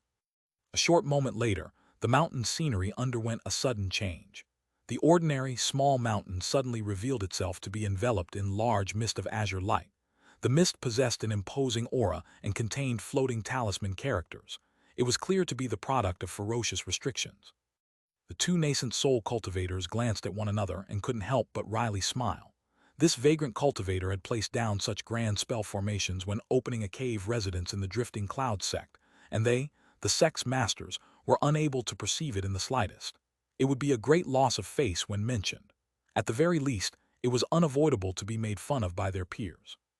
At that moment Han Li's voice came out from the mist. "I, Han Li, borrowed your esteemed sect's land to cultivate and had yet to inform you. While my actions were imprudent, I hope you too won't take offense. Please come in. I will soon release the restrictions." His words were spoken with a polite and smooth tone. The silver-haired old man smiled as if he didn't take the slightest offense over the matter and said, "Haha, what is fellow Taoist saying? It can be seen to be our sect's fortune that you formed a nascent soul here. How could we be offended? We actually came here in such a hurry that we've forgotten to prepare you a congratulatory gift for forming a nascent soul. We are somewhat embarrassed." Han Li calmly replied, "Fellow Taoist is quite funny. I am the one deeply grateful to be able to form a nascent soul here." Once this was said, the azure mist intensely trembled several times to reveal a 10-meter-wide passageway. Having seen this, the two walked inside without the slightest hesitation, arriving before a stone gate an instant later. The stone gate was wide open and had an azure-robed youth standing before it with a slight smile. He appeared 20 years of age and possessed an ordinary appearance. "Fellow Taoists, please come in." Han Li welcomed the two into his cave residence with a smile. "Sorry to trouble you." The two saluted Han Li before following him inside. Soon after, the azure mist roiled, and the passageway disappeared, restoring the restriction to its original form. Although the two felt this, they didn't feel worried about this in the slightest since they were still inside the Drifting Cloud Sect, the territory they controlled. The two followed Han Li through a short passageway before arriving at a large hall. Once the two were seated, Han Li's spiritual sense stirred, ordering a large ape puppet to walk over to them with a plate carrying 3 cups of freshly steeped tea. The puppet placed a cup in front of each of the 3 before leaving. Han Li then said, "Please, have a taste of this spirit tea. I personally refined it." After giving a word of praise for the tea, the silver-haired old man stared in the direction that the ape puppet had departed and astonishedly said, "I didn't expect fellow Taoist Han to cultivate techniques pertaining to mechanical puppets. This is rarely seen." Han Li casually replied, "It's nothing. I am a mere dabbler and refined a few puppets to control. It isn't worthy of note underneath your discerning eyes." The middle-aged man surnamed Lu was greatly surprised by the puppets and couldn't help but chuckle. He. Fellow Taoist Han is too modest. Although the ape was merely a puppet, its spiritual chi was undoubtedly a match for a mid-foundation establishment cultivator. Han Li shook his head and indifferently said, "It is true that this puppet has the strength to match a mid-foundation establishment cultivator, but it only has a single method of attack. Additionally, the price of its materials is far too expensive. It is equivalent to the cost of a top-grade magic tool. If that's the case, fellow Taoist puppets should be no small matter. If a low-grade cultivator were to carry one on hand, it should be more than enough to protect themselves. However, this puppet technique seems to originate from the Thousand Bamboo School from the far west. Is that where fellow Taoist comes from?" As the silver-haired old man praised the puppets, he changed the subject to prove Han Li's origins. Han Li smiled and narrowed his eyes. He was able to realize his intentions from a single glance. He calmly answered, "The puppet technique came from a nameless record that I acquired. I don't know whether or not it has anything to do with the Far West. However, I am fully aware that the cultivators of the Far West are proficient in the Tao of puppets. I plan on eventually making a trip there to learn of their puppet techniques. As for my origins, I am a genuine cultivator from the heavenly south. I was born in the state of Yue long ago, but with the invasion of the devil Tao, I was forced to flee the country." After the two exchanged glances, the middle-aged man eventually asked, "So fellow Taoist Han came from the state of Yue. That is truly surprising. You must have cultivated for quite a while, but your appearance is still so young. Could it be an appearance-halting effect from a technique?" While Han Li possessed such a young appearance, one must have cultivated at least 300 years to reach nascent soul stage. As for cultivator Lu, he was nearly 400 years old once he reached nascent soul stage. "My appearance isn't due to my cultivation art, but from a lucky encounter where I acquired a face-setting pill, persevering my appearance at the time of consumption. As for my time spent cultivating, it should be over 200 years. Cultivator Lu wasn't particularly surprised to hear about the face-setting pill, but when Han Li mentioned his age, he couldn't help but reveal shock. "What? 200 years?" With a shaken heart, the silver-haired old man couldn't help but ask, "Fellow Taoist truly cultivated for only 200 years?" According to his knowledge, only a sparse few cultivators from the heavenly south region were able to condense a nascent soul within 200 years of cultivation, each of them peerless geniuses and world-shaking characters. There were even those who suddenly broke through to nascent soul realm, only to suddenly disappear and ascending to the realm of legend. This youth before them, who proclaimed to reach nascent soul stage in a mere 200 years of cultivation, was likely to be able to reach late nascent soul stage. He was indeed an important existence. "What? Is there something wrong from forming a nascent soul in 200 years? A trace of doubt appeared from Han Li's eyes. Although he knew that his condensing of a nascent soul was much quicker than that of other cultivators, he didn't know the hidden meaning that it signified. In the end, Han Li merely knew a few odd pieces of knowledge with regards to nascent soul stage. He didn't have the opportunity to familiarize himself with the topic. The silver-haired old man sighed and revealed a trace of admiration.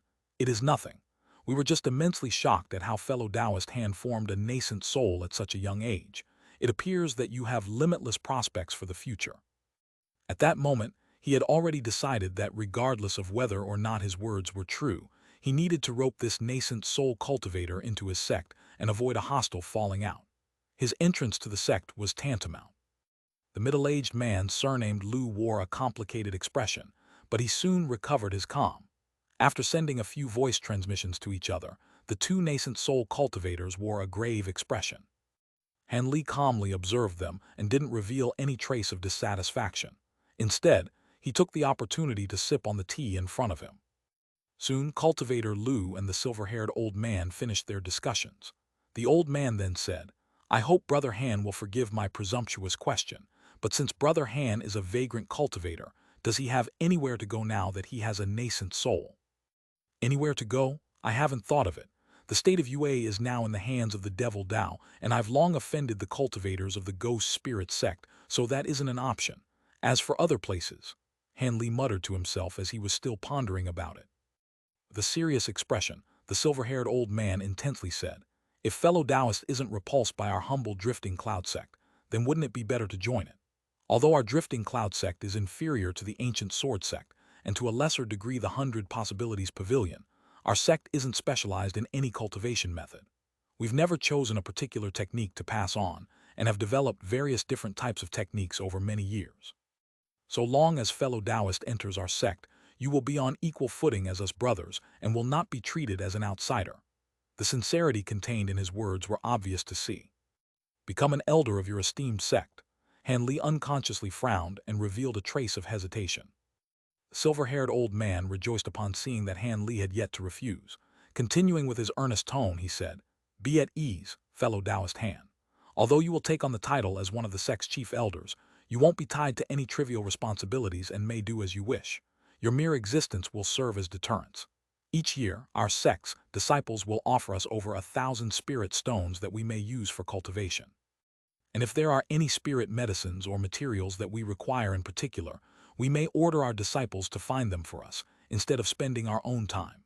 In short, your status as an elder of our drifting cloud sect will be superior to those in other sects." Cultivator Lu slowly added, "Senior Martial Brother speaks true.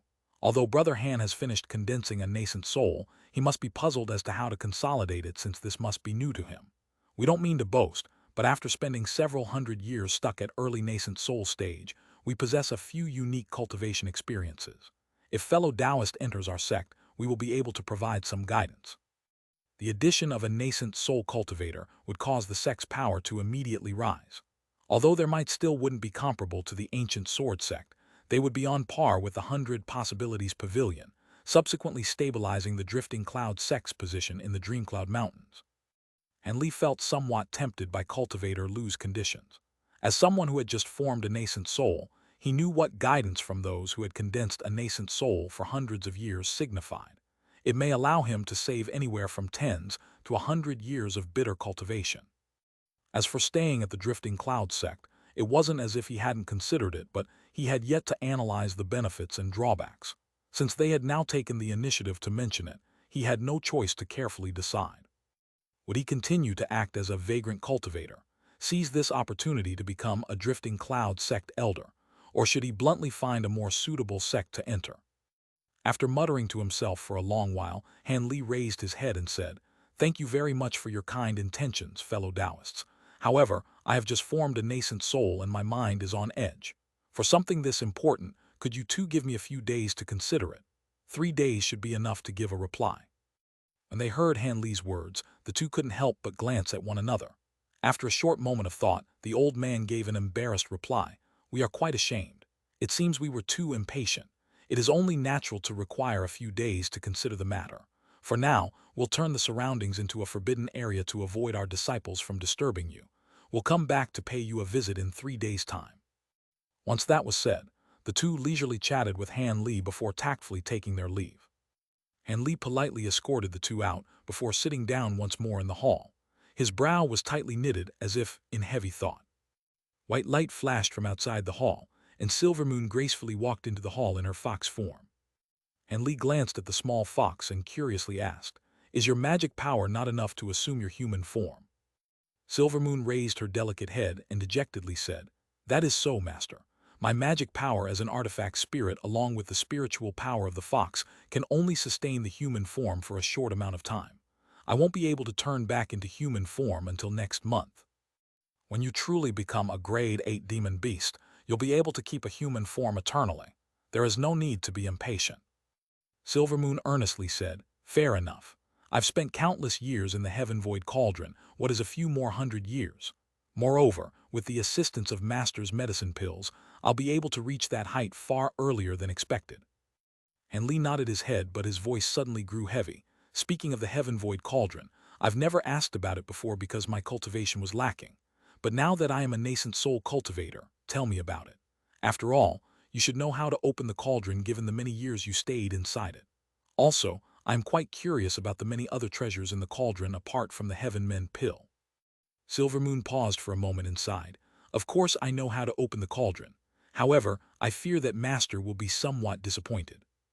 Hanli rubbed his chin and doubtfully said, "Oh, do you mean that I am still unable to open the cauldron at my current cultivation?" Silvermoon slowly said, "Originally, the other ancient treasures and I were only able to escape the bindings of the divine spirit treasure, because the celestial ice flames surrounding it were disturbed by those in the hall with Master at the time." A trace of suspicion flickered from his face, and he astonishedly asked, "What are divine spirit treasures? Is the Heaven Void Cauldron not an ancient treasure? From your tone, there seems to be a close relationship between the celestial ice flames and the Heaven Void Cauldron." Silvermoon explained with a heavy tone. Divine spirit treasures were what cultivators of the past called ancient treasures. However, only ancient treasures that possessed amazing abilities were labeled as such, the Heaven Void Cauldron being among them. Although I don't know what amazing abilities the cauldron possessed, its might is far beyond that of common ancient treasures. As for the celestial ice flames, they are a crucial factor in opening the Heaven Void Cauldron. No, it is more appropriate to say that they are the first step to controlling the Heaven Void Cauldron. Master must first refine the flames before being able to do anything else. Hanli smiled and asked, "Divine spirit treasures. They must be outstanding for even ancient cultivators to put them in high regard. Since refining the flames is only the first step, what else must I do? You may as well tell me all at once." Hanli wasn't upset by this. He clearly understood that many conditions required to use this treasure merely indicated that its power was beyond what he had expected. This matter was a pleasant surprise. So long as he has the Heaven Void Cauldron in his hands, there will come a day where he will be able to control it. Hanli was certain of this without a doubt. Silvermoon shook her head and truthfully replied, "I do not know the steps that follow. I only know enough to give Master suggestions after he refines the celestial ice flames." "So it's like that. Then this will be somewhat troublesome, but even this is fine. I'll just have to refine the celestial ice flames first and decide what to do later. By the way, you didn't mention the other treasures that the cauldron contained." Hanli initially revealed disappointment, but he then deeply glanced at Silvermoon. Fearing that Hanli would be discontent, she hastily explained, "I didn't mean to hide it. It's just that apart from 2 more Heaven pills, there are no other treasures, just an empty cauldron. After all, the Heaven Void Cauldron spent countless years in Heaven Void Hall and had a few great cultivators that were able to disturb the celestial ice flames. Each time this occurred, 1 or 2 ancient treasures would seize the opportunity to escape. As such, it is natural for the cauldron to grow empty. By the time you'd arrived, there were only the ancient treasures that you spotted." Hanli didn't reveal the slightest annoyance, as if he had already anticipated this. "Since it's like that, then so be it. At my current cultivation, common ancient treasures are beneath me. It would be best to be able to make the Heaven Void Cauldron mine." Silvermoon chuckled and said, "I'm full of admiration towards Master for being able to release me. Master's words aren't wrong. According to what I know, even in times of antiquity, there were only about 60 ancient treasures that were capable of being titled as a spirit treasure. Each and every one seemed capable of vast abilities that could shake the world. In truth, I originally thought that Master's small bottle was a spirit treasure, but after some further thought, I felt it to be unlikely." Hanli was stunned and doubtfully asked, "Oh, could it be that my small bottle's abilities aren't enough to be an ancient treasure?" Small Fox licked its lips and solemnly replied, "Of course not. Master's small bottle has the abilities to view the spirit treasures with disdain. After all, no matter how grand the abilities of the spirit treasures, they must still comply with the heavenly laws of this world. Those spirit treasures merely utilize the laws of this world to a greater extent, but that small bottle's ability to age medicine is a truly heaven-defying matter. I reckon that such an item can only be refined once you ascend into the spirit realm or the world above it." Hanli felt his breath turn cold, and he passionately asked, "You mean to say that this bottle could have been a treasure refined by immortals of a higher realm?" Silvermoon nodded. "That's right, it is certainly possible." When Hanli heard this, he grew silent and suddenly took out the small bottle from his storage pouch. His expression stirred as he carefully examined it in his hands. A long while later, Hanli carefully put the bottle away and asked, "Silvermoon, you were listening in the next room. Do you feel that I should stay or find somewhere better?" Silvermoon calmly said, "This. Since Master has personally asked me, I will be blunt. May I ask Master's plans for the future? If he has no other plans, then staying at the Drifting Cloud Sect isn't a bad decision. Those two early nascent soul cultivators won't place any restrictions on you if you stay. Furthermore, the Drifting Cloud Sect is by no means a small sect. It is able to provide a certain amount of backing for Master. Of course, if Master has other plans, then leave the matter be. None would easily dare to provoke a nascent soul cultivator, be they vagrant or not. And Li calmly said, "For the time being, I have no concrete plans, but I must spend the next years consolidating my nascent soul. I must also make a trip to the far west and acquire the last 3 layers for the Great Development Technique. Additionally, I will have to make a trip to the state of Yuanwu eventually. I made a promise long ago to exterminate the Fu clan in that country. I do not know if they are related to the 100 Possibilities Pavilion's Fu clan." After some further thought, Silvermoon proposed, "If that's the case, Master should remain at the Drifting Cloud Sect. If Master gains guidance from other nascent soul cultivators, it will be greatly beneficial to his cultivation. There won't be much to gain by standing alone." "Yes, that's reasonable to say. I've grown tired now. You may withdraw." Without directly answering Silvermoon's proposal, he walked in the direction of his bedroom. Silvermoon tilted her head as she glanced at Han Li walking away, and wore a pensive expression before walking away from the hall. Lying down on the stone bed in the room, Han Li gazed at the stone ceiling as his mind wandered, finding it difficult to fall asleep. When he recalled the formation of his nascent soul, he grew filled with trepidation. While it appeared that condensing a nascent soul was simple, it was actually incredibly dangerous. When a core is shattered, it causes the entire body's meridians to flow backwards. In truth, it had been painful enough to kill him, but since his cultivation was deeper than those of a similar grade, he was able to bear through it. Of course, the Ninkrel Spirit Ginseng pill was greatly effective during this period, else Han Li suspected he would have fainted. The shattered core stage was extremely dangerous. However, it paled in comparison to the following stage, Inner Demon Backlash. With the aid of the soul-nurturing wood beads, the matron screen beads, and the other soul-protecting treasures, along with the soul-tempering pill, he believed he would have a far easier time making it past this stage compared to other nascent soul cultivators. However, he didn't expect the ferocious cunning of the inner demon backlash to be several times greater than that of legend. The inner demons had Han Li experience a string of his deepest fears and hatreds that he buried deep within his heart. During this time, he was incapable to telling that it was an illusion and lived through each of them. Regardless of whether it be his small native village being ransacked, his family being assaulted, or his own cultivation disappearing, the pursuit of the entire cultivation world from having his bottle revealed, they all stirred up the weaknesses of Han Li's heart. Each of these illusions were as real as could be. Once he fell into them, he had no method of breaking free of them. Despite his calm and unwavering nature, he had nearly lost himself into these illusions from fury and fright. Fortunately, the spirit-tempering pill and the other treasures were well deserving of their name, allowing him to keep his mind clear during crucial moments. Eventually, this led to Han Li finally breaking free of the illusions, awakening to a body full of cold sweat. But before he could steady his mind, the inner demons immediately followed up with another attack.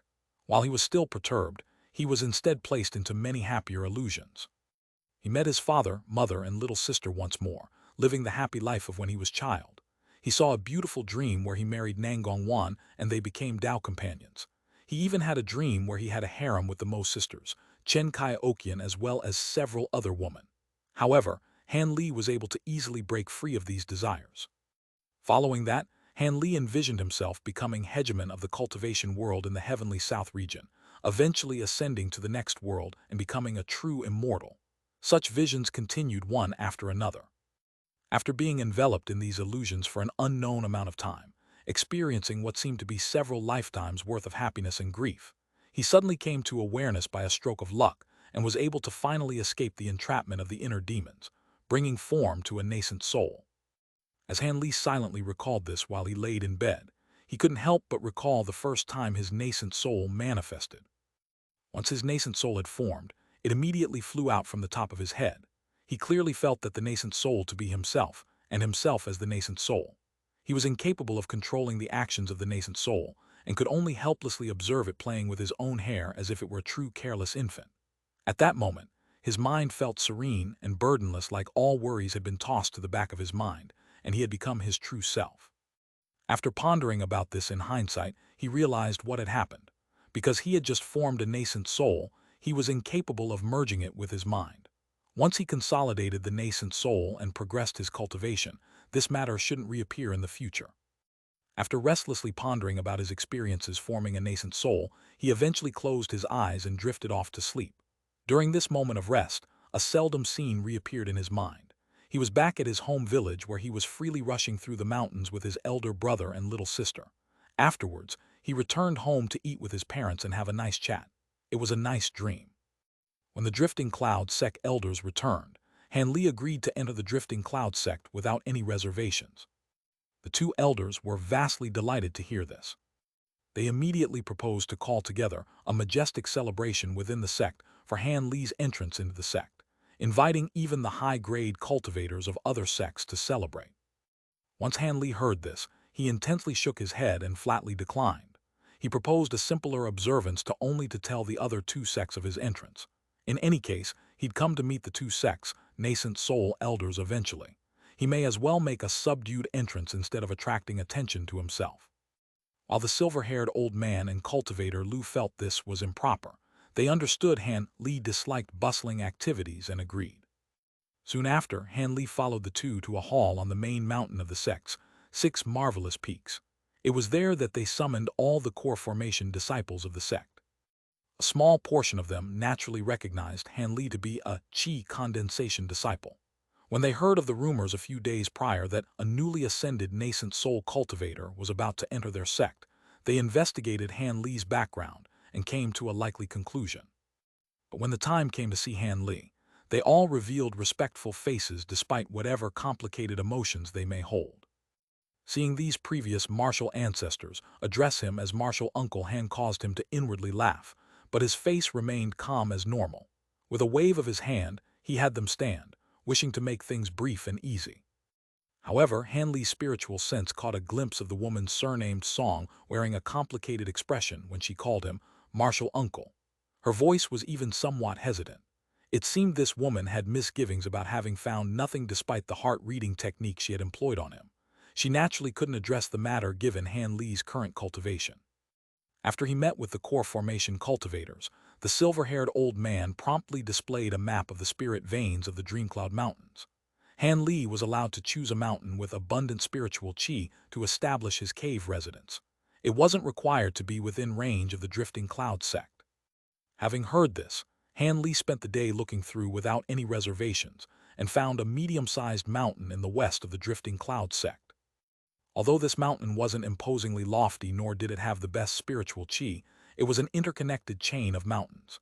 In addition to the main mountain, it was surrounded by 3 shorter mountains. It was quite suitable to place down spell formations and restrictions, greatly aligning to Han Li's desires.